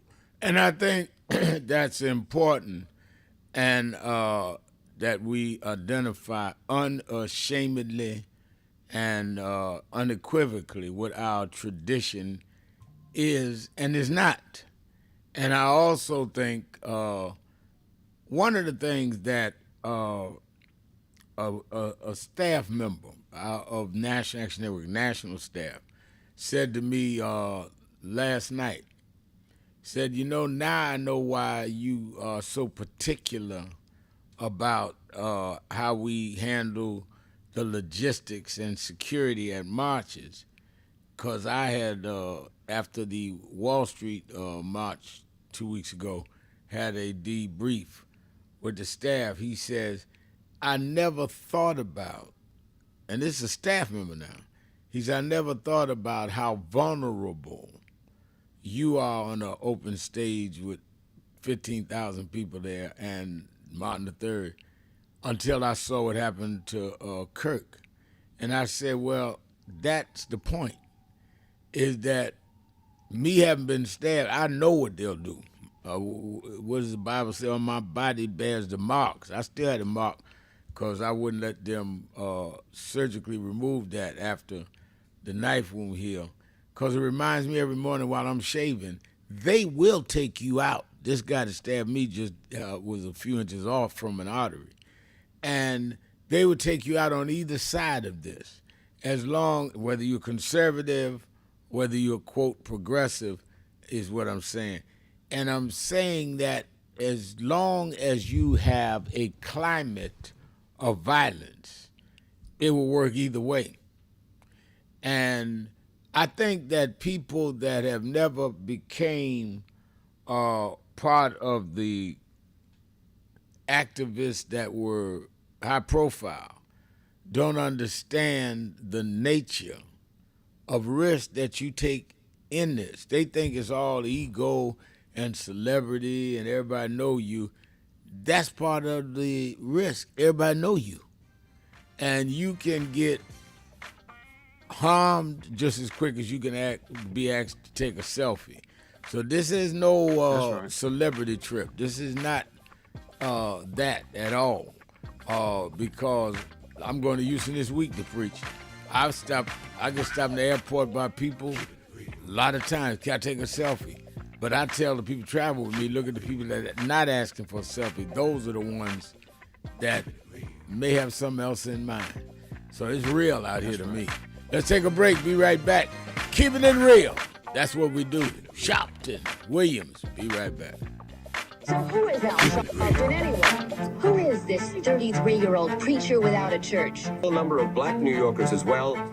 He is little more than a pudgy exhibitionist who can be counted on to show up, bullhorn in hand, at every racial incident.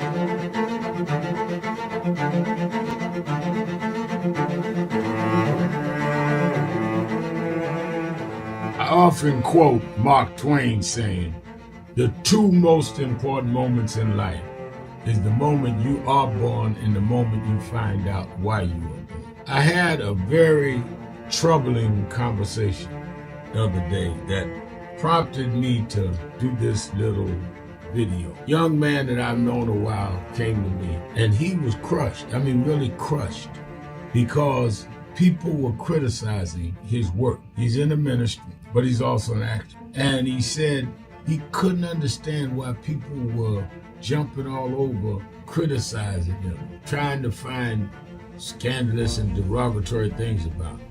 And I told him, I said, you know, you very young. You don't know the road I've traveled.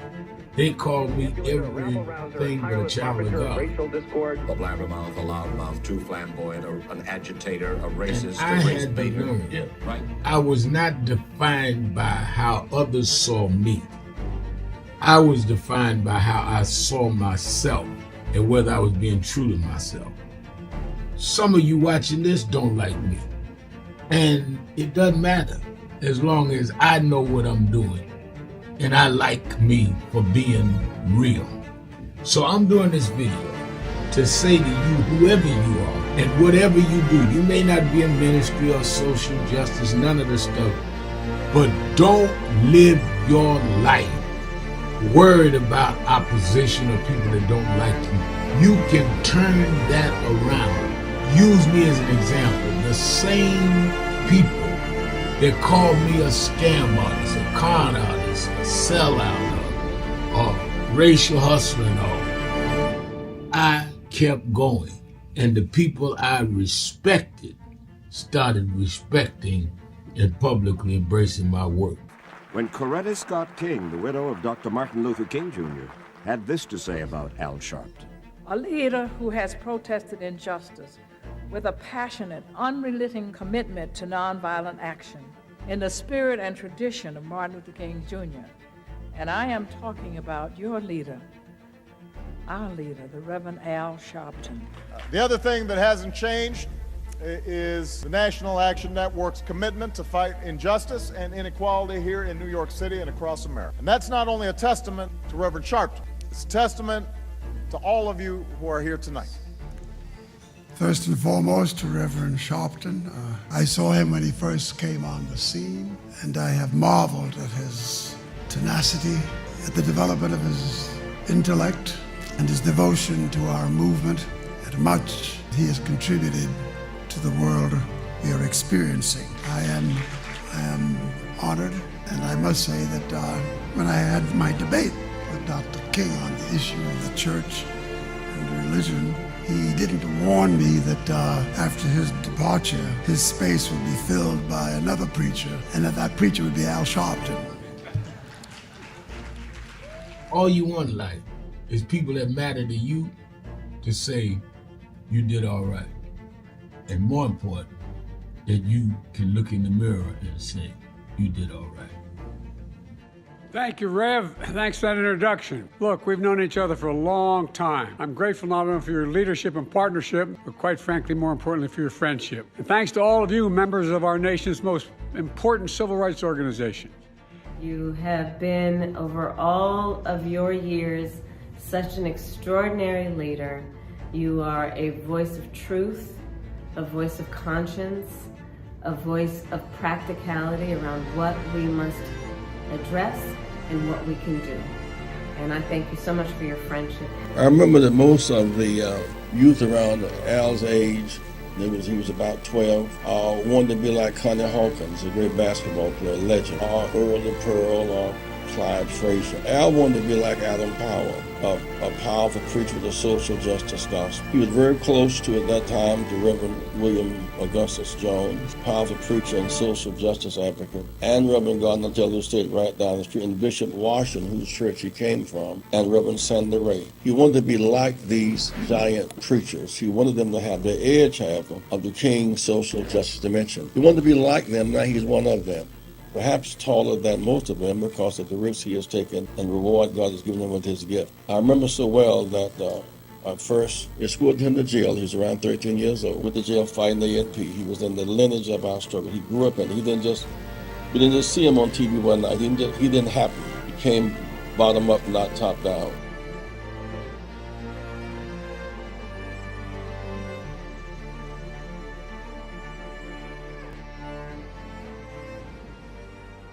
Hello, New Orleans.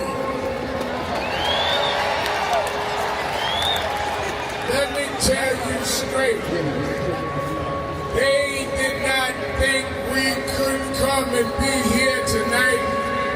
They cut budgets and advertising, but one black man, Rich Newton, said, I don't care.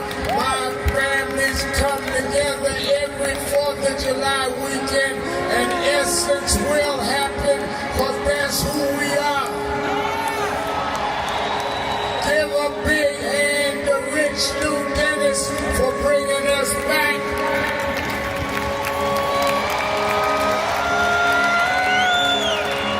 Why do we come? Because the essence of who we are is essential to what made this nation. We built this nation. We made this nation. We created the essential dollars that this nation lives off of. We don't care what bill they pass. We will not back up. We will not back down. We will not give in. We will not be chased out. We don't care who's in the White House. We will organize our house by house.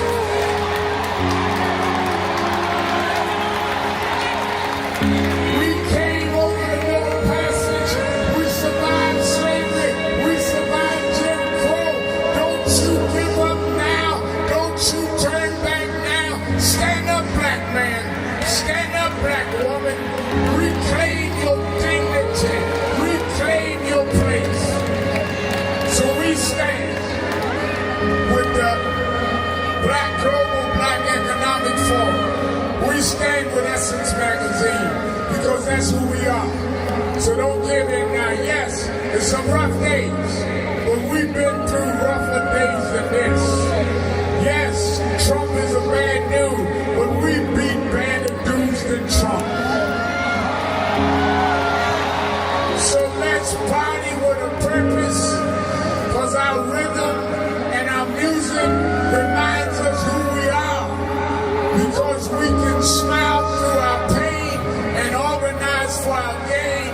Let's stand up and let's celebrate who we are. Thank you, God bless you.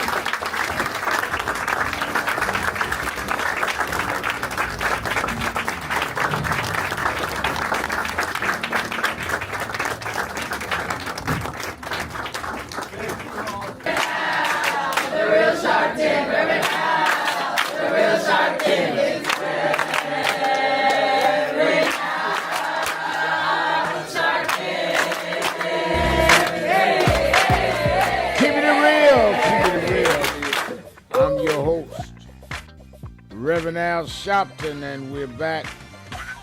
1-877-532-5797. Reverend Charles Williams is our co-host. Reverend Williams, let's go to Miss Jefferson in Chevy Chase, Maryland. Miss Jefferson.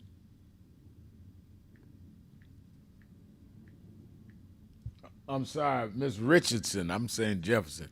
Miss Richardson and Chevy says, how did I mess that up? Well, you know, Rev, I've been a friend of yours so long. I guess sometimes you're gonna stutter the name. Yeah, no, you've been my friend as long as I've been on radio. There ain't no doubt about that. Yes, that's true. But you know, I want to give some where our people can relax a little bit, because we have a very excellent report card. You know that sometimes I get mushy and I even cry when I'm alone, because I know we have a good report card.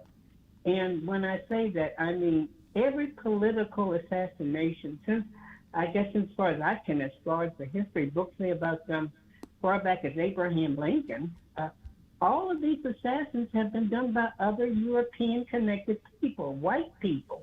We've never had the disgrace of black people committing political violence like that. John Kennedy, these were European connected people, and Robert Kennedy, and they said there was some Jewish man involved in that. I don't know. But most of them European type people from way back when, since Abraham Lincoln, and they have been, it's been political violence. That's what they're saying. They're calling it, that's what they say it is, when assassinations are done by people. But we have an excellent report card of black folks, Negro people. We're all Negroes as far as they're concerned. No matter how many DNAs you got, they look at us as being just black and not that important. Because I was, Rev, I've always tried to get that through to you, and I think you've always kind of agreed with me, that they don't really see us as their equal. They don't, especially the ones that's got all this wealth, Elon Musk, and all those billionaires that you can just name a name. I don't see why they're greedy, and they have all that wealth and greedy for more. They seem like they don't get enough it's like they want Fort Knox to be right there in their home. And, this is just something evil. And, you're talking about the scriptures and the Bible, and the Christian Bible. Look at the people that claim they're Christians. I know even black folks that say they're Christian, but they have some very nasty ways, evil ways. But they label themselves Christians. Now look at the KKK, the white evil, nasty people like that. They claim that they're under the Christian rule. I don't understand these people. And then the Palestinians and all these people that have their own doctrine of religion. Why is it that mankind cannot be at peace with each other rather than have children and women killed? And you would think that a man, if he's truly a man, he would say, well, let's drop our, weapons where they are. Because even the Bible said if you use the sword, you will die by the sword. Because that's what these evil people are doing. They're taking the sword, using the sword even by their mouth, because that's true too. Every word you say can put you in condemnation. With others, and your life is at risk. But when you keep talking evil about people and evil, and they're seeing you do it, they're going to take on their own stride to deal with you. So I'm just saying, even the Bible, this Christian Bible that blacks believe in, and I see some truth in it, but I'm saying even the KKK, along with many blacks, they describe to that same Christian Bible. And a white KKK, they look at the evil, the cross burnings. Do you think a God would want something like that, fires and cross burnings? But let me close with saying this. See, evil comes in all races and colors. We can't just point Europeans out or the Jewish people out. But so many of our people do. They just blame the Jews, but my father's people for everything. And that's evil. Let me tell you that now. That's evil. And so we have evil people that are black as tar.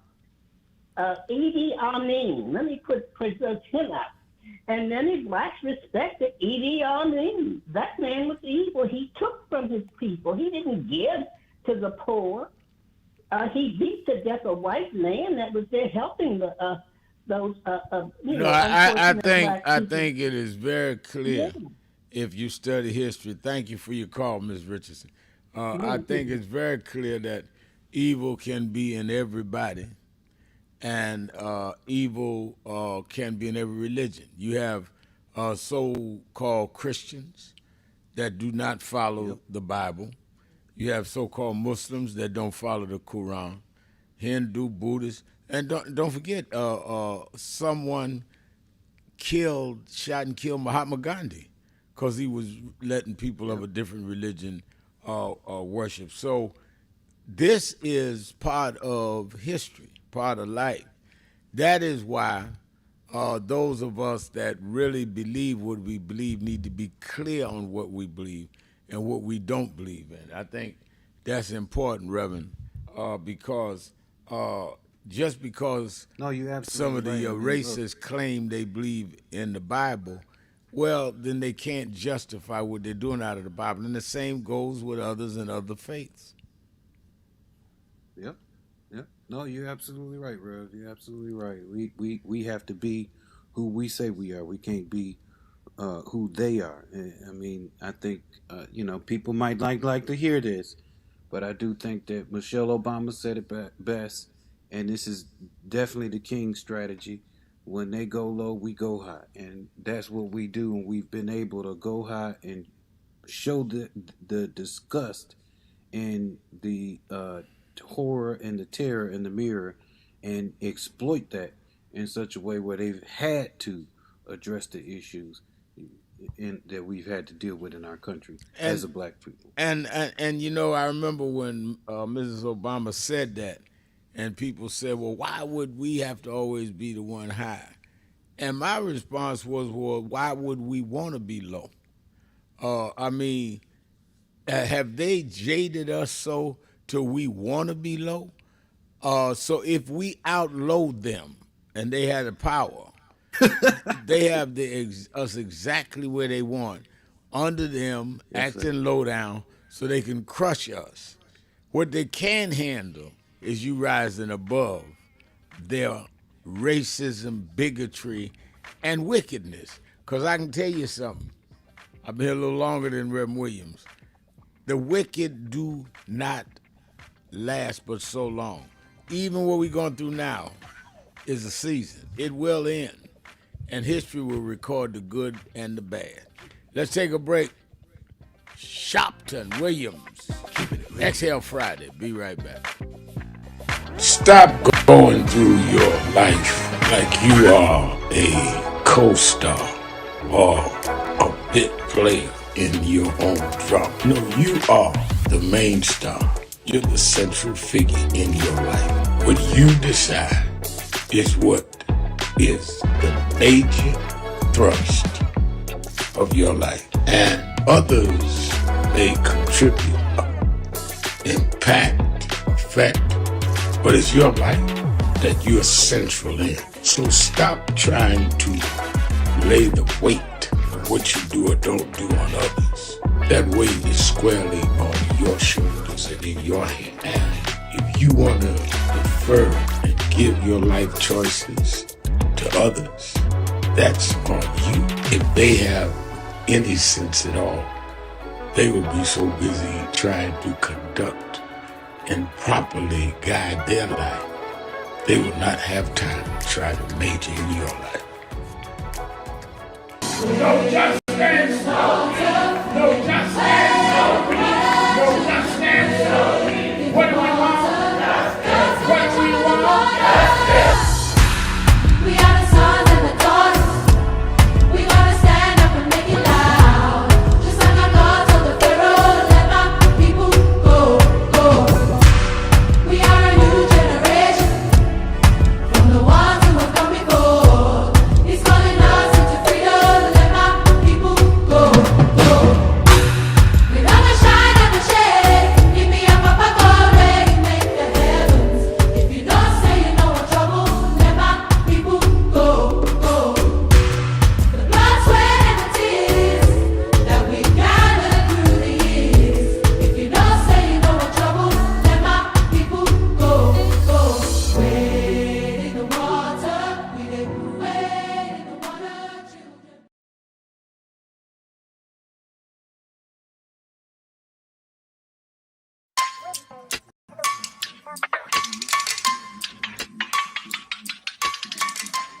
Hey, what's up? They got, they're doing, thank you. They're doing, what's on your mind? Yeah. All right, then, oh, you got a birthday this week. I got to talk about that. Oh, no. Happy birthday Please. this weekend. And Carrie White's birthday, right? Corey's birthday's today. Yeah, and I got to tell Reverend Bird, be ready, Daniel 5th chapter, I want him to read. And I'm ready. I got a message from today, so We'll be on the air in what, half hour? Half hour. So tune in to the WBLS 107.5 FM and National Impact and www.nationalnetwork.net. All right, I'm ready. Make sure you operate on time or I'll tell them how old you are.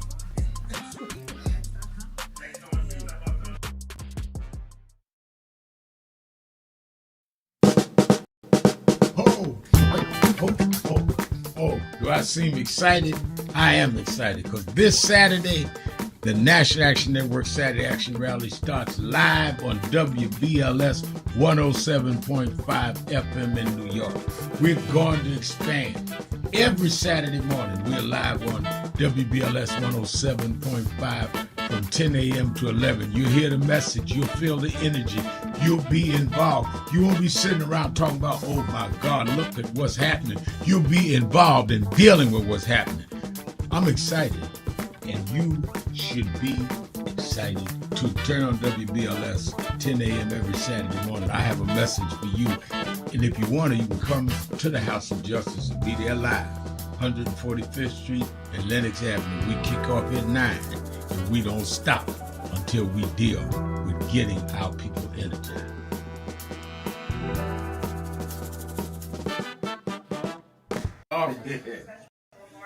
Rev, you know you were right there from the beginning with the stuff that was going on in Brooklyn at that time, at Howard Beach.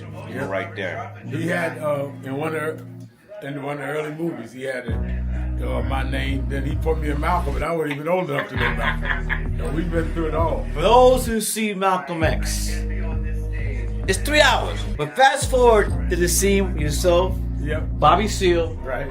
Bobby Seale, Denzel, and me. Yeah. Denzel was on the set. Now, let me ask a question. Yep. What was your weight on that scene? I probably about 270. I was bigger then. Yeah. Still had the hair, man. Yeah, you had the hair on. Nah, it was Denzel, yourself, and Bobby Seale. Yeah, all in one scene. And also, there was no cut. We went like this. That's right. That's right. That's right. Yeah. Only Spike could have done that. It's my brother right here. My baby. Brooklyn's in the house. Yes, sir. Brooklyn's in the house. BK.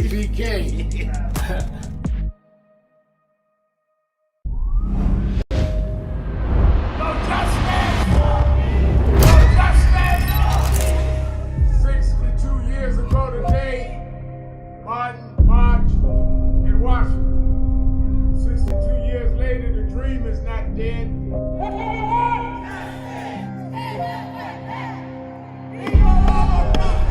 I'm here because I must be here. Democracy is not there for the pig, and you have to fight for democracy. That's what it is. What Trump will erase, we will replace. Is the dreamers in many cases have reversed and tried to turn it into a nightmare. We come to Wall Street rather than Washington this year to let them know you can try to turn back the clock, but you can't turn back time. We gonna keep the dream alive on Wall Street.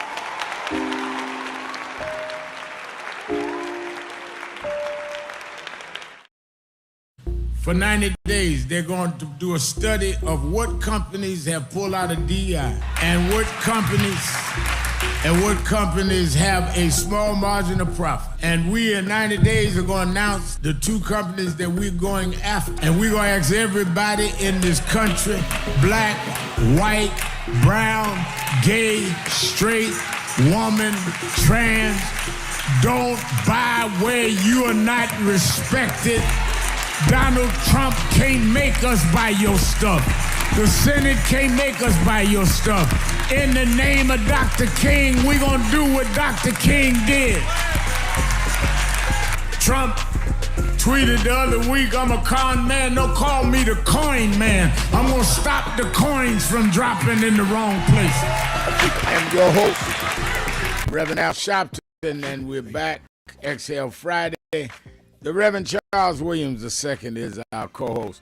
Don't forget, tomorrow, Saturday and Sunday, watch Politics Nation with Al Sharpton.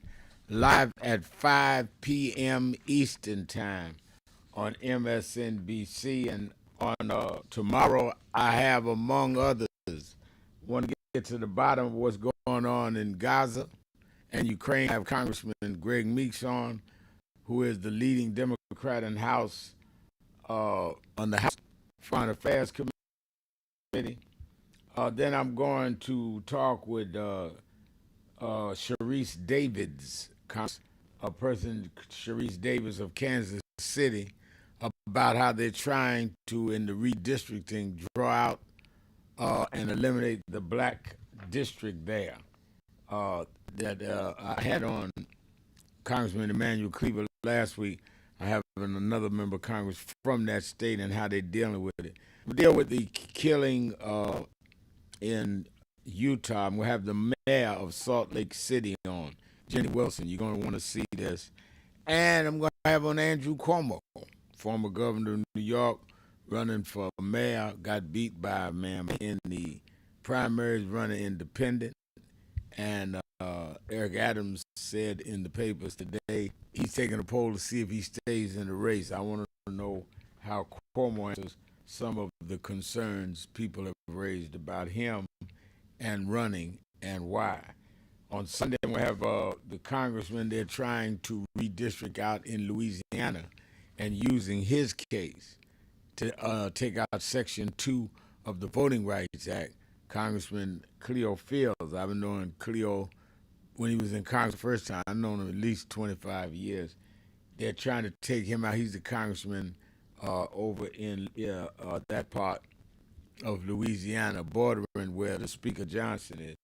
I'll have him in. I'm going to have the Lieutenant Governor of Illinois in about the update on where they are with the National Guard, Juliana Stratton. And I will have others. So it's 2 action-packed nights, and as you see, all of them very serious people in the thick of what's going on. I don't waste your time. So watch Politics Nation with Al Sharpton both nights. I will be at the Saturday Action Rally in the morning in Harlem, 9 a.m. to 11 a.m. at 145th Street and Lenox Avenue. Meet me there or beat me there at 9 a.m. to 11 a.m. You that are not in the New York area, you can watch it live on Impact Television, the only national black-owned gospel network. And you also can watch it live on nationalactionnetwork.net and go to live stream and watch it in the morning. I'll be there. Then going on and do my television show and then fly to Houston late tomorrow night where I'll be preaching Sunday morning at National Action Network board member Reverend Terry Anderson's great church. What a great church, mega church in Houston, Lily Grove Baptist Church. And I'll preach there, do my Sunday television show from there, and then fly back to New York Sunday night. Rev Williams, what's going on in Detroit at the Action Rally in the morning? We are so excited. We got our brother Tim Kinney. He's running for U.S. Congress against Sri Tanadar, the Indian fellow who has spent millions on running for Congress. We're trying to make sure we have another black congressman, a CBC congressman, back in the saddle here in Detroit. So I want you to join us. You get a chance to hear from him. Also want to make sure you join us because we're planning some action for October. October is for action, and we've got some marching we're going to do. We want you to be with us as we continue to fight for justice.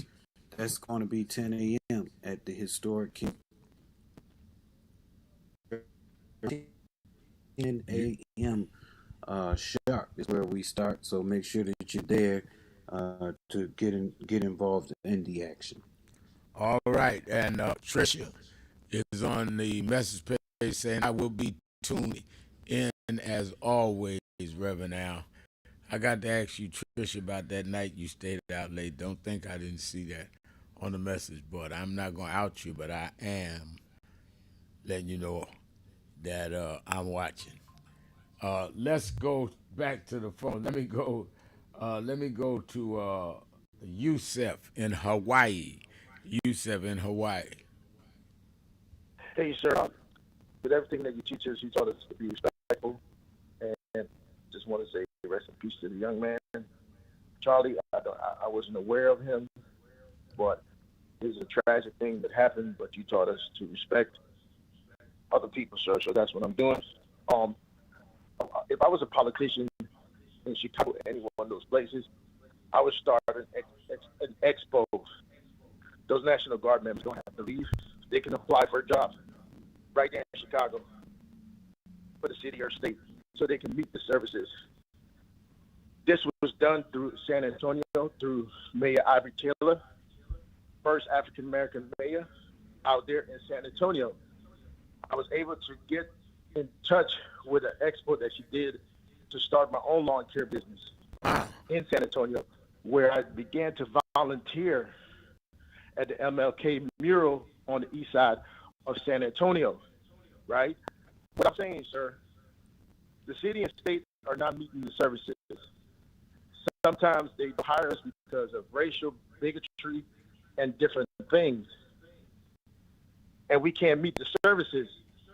It should be a 24/7 service in any city, any major urban city. We need people to go to work. So with the president put the National Guard there, if I was a politician, you don't have to leave. We'll just hire them. We'll do something even more positive. Overtime. Is anybody documenting overtime? If I was a politician, I would go for overtime because that's like stiffing somebody. In the campaign, you talk about overtime, but now you're the president. Every big boss know that they can cancel overtime.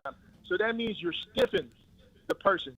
You stiffen the employee, right? That's like a catch-22. Next thing, New York City on the Lucy's, cigarettes, Lucy's. You can't sell Lucy's on the New York subway, right? Because it affects minors. Lucy's and boxes of bullets, they almost cost the same. So increase the price of the bullets. Look at the price of a bullet. Eric Gardner lost his life due to a law in New York that you can't sell Lucy's. Imagine if bullets and cigarettes put them together in a picture. Them bullets should be so expensive you can't afford them. Yeah. Our kids are going out there buying Jordans and everything, Rev. So go ahead and increase that price. Tactical gear should be a red flag. Unless you work in private security, law enforcement, or something that you buy tactical gear all the time, that should not be allowed. Look up some countries where you can't wear tactical gear at all. If you look it up, you can look those things up, sir. Range safety officer. I applied for a job, and the range safety officer, that's someone working on the range. In the Marine Corps, I can't flag a gunny sergeant. They take that serious in the Marine Corps. They will knock the face in. Over there, when you become a range personnel and you get a certification, look it up. The only person that can give you certification is NRA. No one should benefit on the Second Amendment. Because if I'm in the military, I went to the Marine Corps, got on that quarterdeck and learned everything about guns, but when I come out of the military, I need to go through certifications through NRA. I already got my RSO range card from the Army, working on the range, went to combat. What else do you need for me to teach gun education to people that really need it? And if they're unfit, right, take them to a doctor. At this time, you cannot hold a weapon. Those things are serious in the military. We're talking about regular civilians. People gonna get mad. But there, since you can't be stable, you can't have this gun. Point blank. You understand what I'm saying? Absolutely understand it. Thank you for your call. That's why I let you roll. I understand everything you're saying. Thank you, brother. From you said from Hawaii. Let me see if I can get Andre J in. Andre J from Chicago. Hey, good afternoon to you, Reverend Sharpton, and good afternoon to you, Reverend Williams. I wanted to talk about this Charlie Kirk killing. You know, I think that was the shooter was somewhat coward. If we look back in history, the bullet was never the answer, because if he assassinated Kirk because he thought he was a racist, which I believe Kirk was a racist, then it was a wasted bullet, for the simple fact that you can kill 100 million white folks and racism still going to exist. So for me to be impressed by somebody taking some action, then attack the racism. Racism is but the existential failure. So now we short one person, we killed Kirk, but look at all the other racism is still alive. And in fact, we kill sometimes like that, it brings more motivation alive. So I'm just a fan of doing something. If he wanted to do something, he could have started some sort of organization, got people together and march and protest. That would have been an answer. Yeah, I think Andre raised a different point that has merit, Reverend Williams. And that first of all, we don't know yet what they're saying the motives are. We don't know was this guy involved in some groups? Was he? I mean, what would drive him so passionately to commit a murder? We don't know, and we don't know until the charges and evidence is there whether they have the right guy. I mean, so, but I think that I like where Andre's head is going with this. Let me get ready to go. Time to leave, and Kevin, so we got to close out him and our Greater Cleveland chapter leader, president. Both of them could not be with us, but they text me and explain why. Let me say to everybody, be safe this weekend. Watch Politics Nation, watch the Saturday rally, and don't talk about movement, be in the movement. And thank Reverend Charles Williams, and thank all of you that called in, listened in, you that called in. Couldn't get people hung in anyhow. Remember, whatever you do, wherever you go, however you feel, tell somebody, tell anybody, tell everybody. Reverend Al told you personally, keep it real. Keep it real. Whatever you